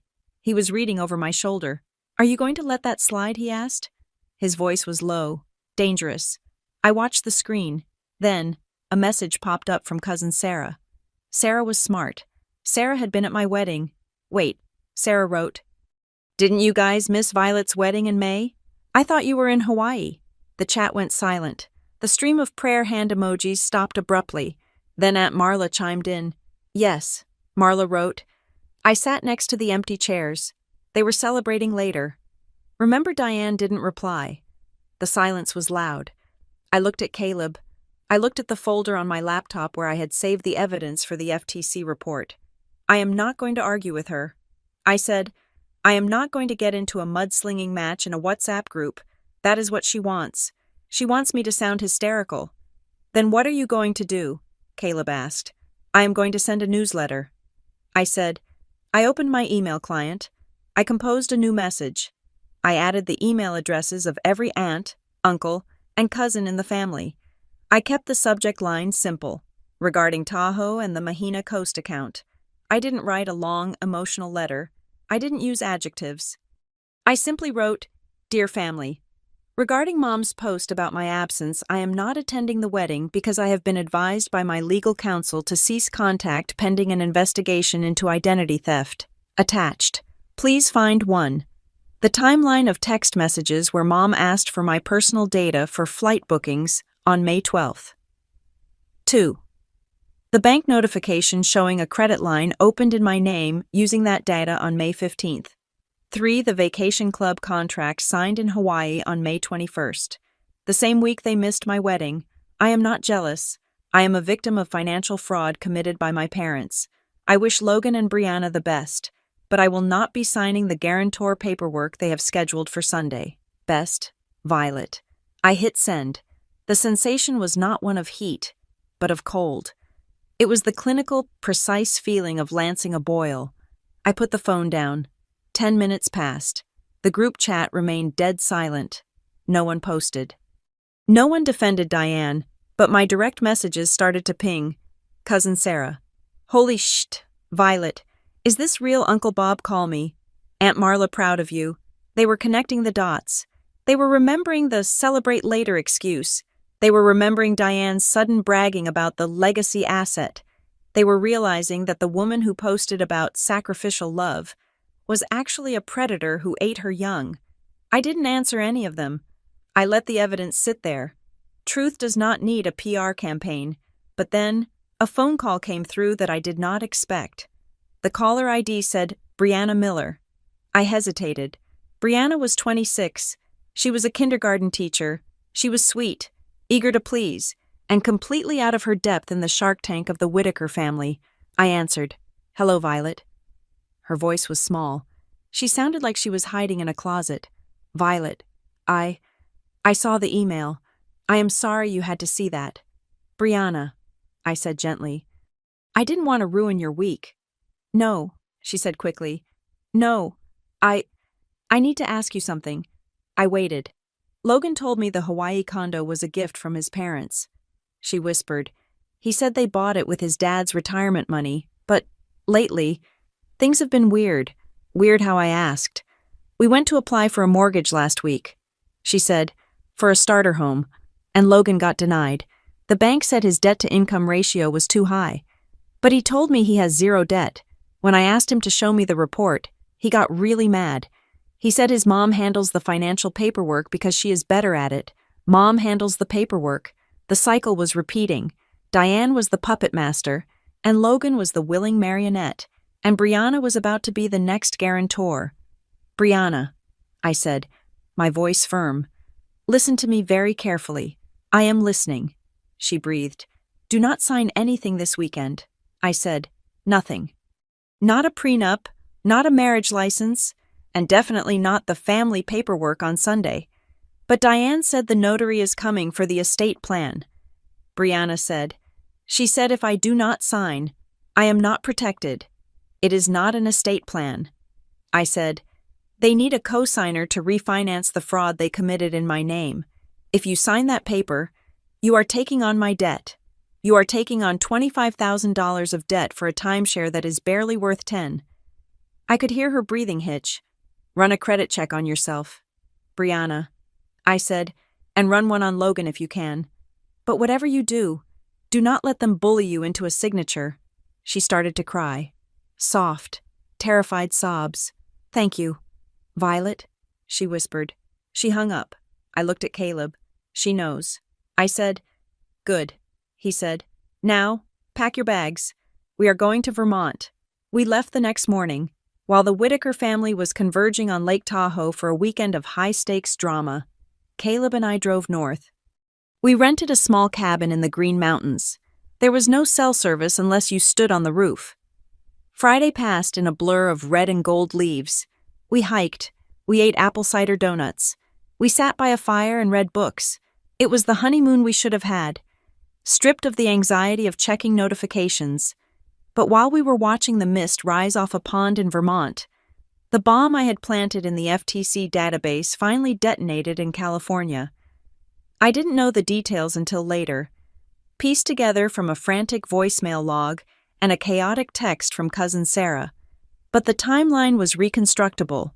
On Saturday morning, the day of the wedding, the fraud investigation unit from the bank made their move. Because I had filed a formal identity theft report, the bank was legally required to aggressively pursue the perpetrators to recover their loss. They didn't care that the perpetrators were my parents. To the bank, they were just criminals.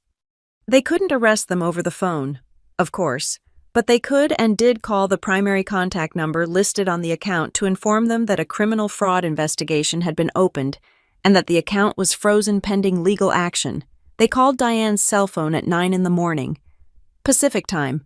Apparently, she was in the bridal suite, getting her makeup done. Sarah told me later that the scream could be heard from the hallway. The perfect Instagram wedding unraveled instantly. The itinerary I had seen was thrown out the window. There were no welcome cocktails. Instead, there was a screaming match in the hotel suite that involved Diane, Logan, and Ron.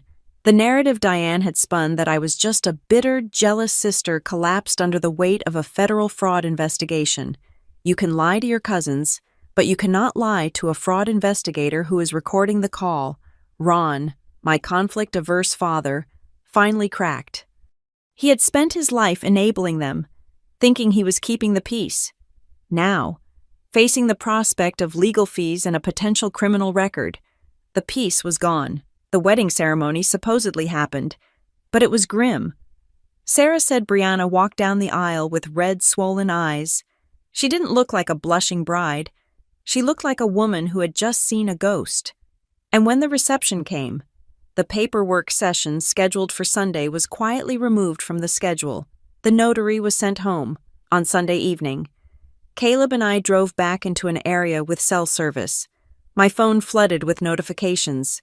Missed calls from Diane, missed calls from Logan, texts from random numbers that were probably flying monkeys sent by my mother. But there was one voicemail that stood out. It was from Ron. I sat in the passenger seat of our car, the heater humming, and I pressed play. Violet. It was my father. His voice was shaking. I had never heard him sound like that. He sounded old. He sounded broken. Violet, you have to stop this, he pleaded. We got a call from the bank. They are talking about police. Violet, they are talking about fraud charges. You cannot do this to your mother. She is sick with worry. She can't breathe. He paused, and I heard him take a ragged breath. We can fix the money, he said. I will take it out of the 401k. I will pay it off. Just, please withdraw the report. You are ruining the family name. Everyone is talking. Brianna's parents are asking questions. You have to stop. Please, call me. The message ended. I sat there, staring at the dashboard. You are ruining the family name. Not, I am sorry we stole from you.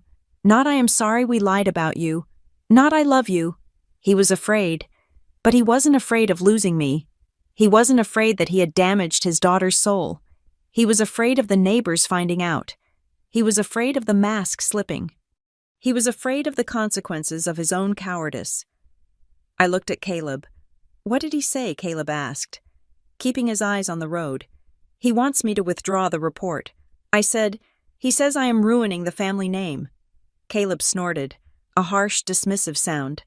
"The family name was ruined when they forged your signature," he said. I looked out the window at the passing trees. They were stripping their leaves, preparing for winter. It was a necessary shedding. You cannot grow if you hold on to dead things. I realized then that I didn't feel guilty. The old Violet, the one who apologized to coffee tables, would have been hyperventilating. She would have been dialing the bank, begging to take it back, promising to pay the debt herself just to stop her father from sounding so scared. But that Violet was gone. She had died in the empty row of chairs at the vineyard. The woman sitting in the car was someone else. I was someone who knew the difference between love and leverage. "I am not calling him back," I said. "Good," Caleb said. I opened my phone. I went to the voicemail. I didn't save it. I didn't forward it. I hit delete. It is too late to stop. "Dad," I whispered to the glass. The train had left the station. I wasn't driving it anymore. The law was driving it. And for the first time in the history of the Whitaker family, no one was going to be able to grab the wheel and steer it away from the cliff they had built. I put the phone away and took Caleb's hand. "Let's go home," I said. We drove south, leaving the mountains behind, driving toward a life that was smaller, quieter, and infinitely more real than the one I had left in the wreckage of Lake Tahoe. The meeting took place on a rainy Tuesday in a generic office park 3 miles from the city center. We chose this location because it was neutral ground. It was the office of a mediator named Mr. Henderson, a man with a gray suit and a face that revealed absolutely nothing. It was the kind of room where marriages went to die and businesses were divided up like spoils of war. I arrived 15 minutes early. I wore a black blazer and the kind of sensible heels that make a sharp, authoritative click on laminate flooring. I did not wear my wedding ring. I wore only my watch, checking the time every 30 seconds, not out of nervousness, but out of a need for precision. I had a folder with me. It was 2 inches thick, color-coded, and organized with the ruthlessness of a forensic accountant. Inside that folder was the anatomy of a betrayal. It held text messages, bank statements, IP logs, and the sworn affidavit I had filed with the Federal Trade Commission. When the door opened, I didn't stand up. My parents walked in. Diane looked smaller than I remembered. The vibrant, domineering woman who had worn a silk caftan in her Hawaii photos was gone. In her place was a woman in a beige cardigan, clutching her purse to her chest as if she expected someone to snatch it. Ron followed her. My father looked gray. He looked like a man who had not slept since the phone call from the fraud investigator ruined his son's wedding weekend. Logan trailed behind them. He wouldn't make eye contact. He slumped into the chair furthest from me, looking at the wall, radiating the petulant energy of a teenager who had been caught stealing liquor from the cabinet. "Mr. Henderson cleared his throat. "We are here to discuss the outstanding matter regarding the Mahina Coast liability and the associated fraud report," he said. His voice was dry as dust. Diane spoke first. She didn't look at the mediator. She looked at me. Her eyes filled with tears instantly. It was a performance I had seen 1,000 times. "Violet." She trembled. "I just want to say, I am so sorry it has come to this. We are a family. We shouldn't be in a room like this. We should be at a dinner table." I didn't blink. I didn't offer a tissue. I opened my folder. "We are not at a dinner table because you stole my identity. Mom," I said. My voice was level. It lacked the jagged edges of my earlier anger. This was just business now. I placed the first document on the polished wood table. It was the screenshot of the text message from May 12th. "Send me your full info." It read, "I want to put you down as the destination contact. You asked for my information under false pretenses." I said, "You told me it was for flight updates." I placed the second document down, the bank notification. 3 days later, "You used that information to open a line of credit for $30,000. Diane sniffed. We were going to tell you. Violet. Everything was moving so fast. The deal was expiring. We thought you would be happy to help your brother build a future. I placed the third document down. It was the confirmation page from the Mahina Coast Vacation Club. And then, I said, sliding the paper toward her, you skipped my wedding. You told me you were going to Hawaii for Logan's mental health. You told everyone I was selfish for wanting you at my ceremony. I leaned forward, but you didn't go for his health, did you? You went because the closing appointment was that week. You had to be there in person to sign your portion of the deed, while you forged my digital signature on the loan. Diane stopped crying. She looked at the paper. The mask slipped. Just for a second. Your credit score is 780, she said. Her voice was flat. Logan's is 500. We couldn't get the financing without a third guarantor. The interest rate would have been triple. There it was. The truth. It wasn't about love. It wasn't about stress. It was about interest rates. So you traded my wedding for a lower APR, I said. Logan shifted in his chair. He slammed his hand on the table. This was Mom's idea, he shouted. Finally looking at me, I told her to ask you first. She said no. She said, Violet is too rigid. She will say no. Just do it and we will explain later. Diane whipped her head around. You ungrateful brat, she hissed at him. I did this for you. You were the one crying about how you needed an asset. You were the one who wanted the status of being an owner. I sat back and watched them. It was like watching rats turn on each other in a sinking ship. They were devouring one another to save their own skins. Stop it, Ron yelled. The room went silent. My father was shaking. He looked at me, his eyes pleading. Violet, please, he said. We can fix this. I will cash out the rest of the IRA. I will pay off the loan. Just withdraw the report. Drop the investigation. You are going to send your mother to jail. Is that what you want? To put your mother in handcuffs? I looked at him. I looked at the man who had spent 34 years asking me to be the bigger person so he wouldn't have to be a stronger husband. I didn't put her in handcuffs. Dad, I said, she put herself there when she committed a felony. I pushed the folder toward the mediator. Here are the terms. I said, Mr. Henderson picked up a document I had prepared with my lawyer. Option A. I recited, you sign this admission of liability.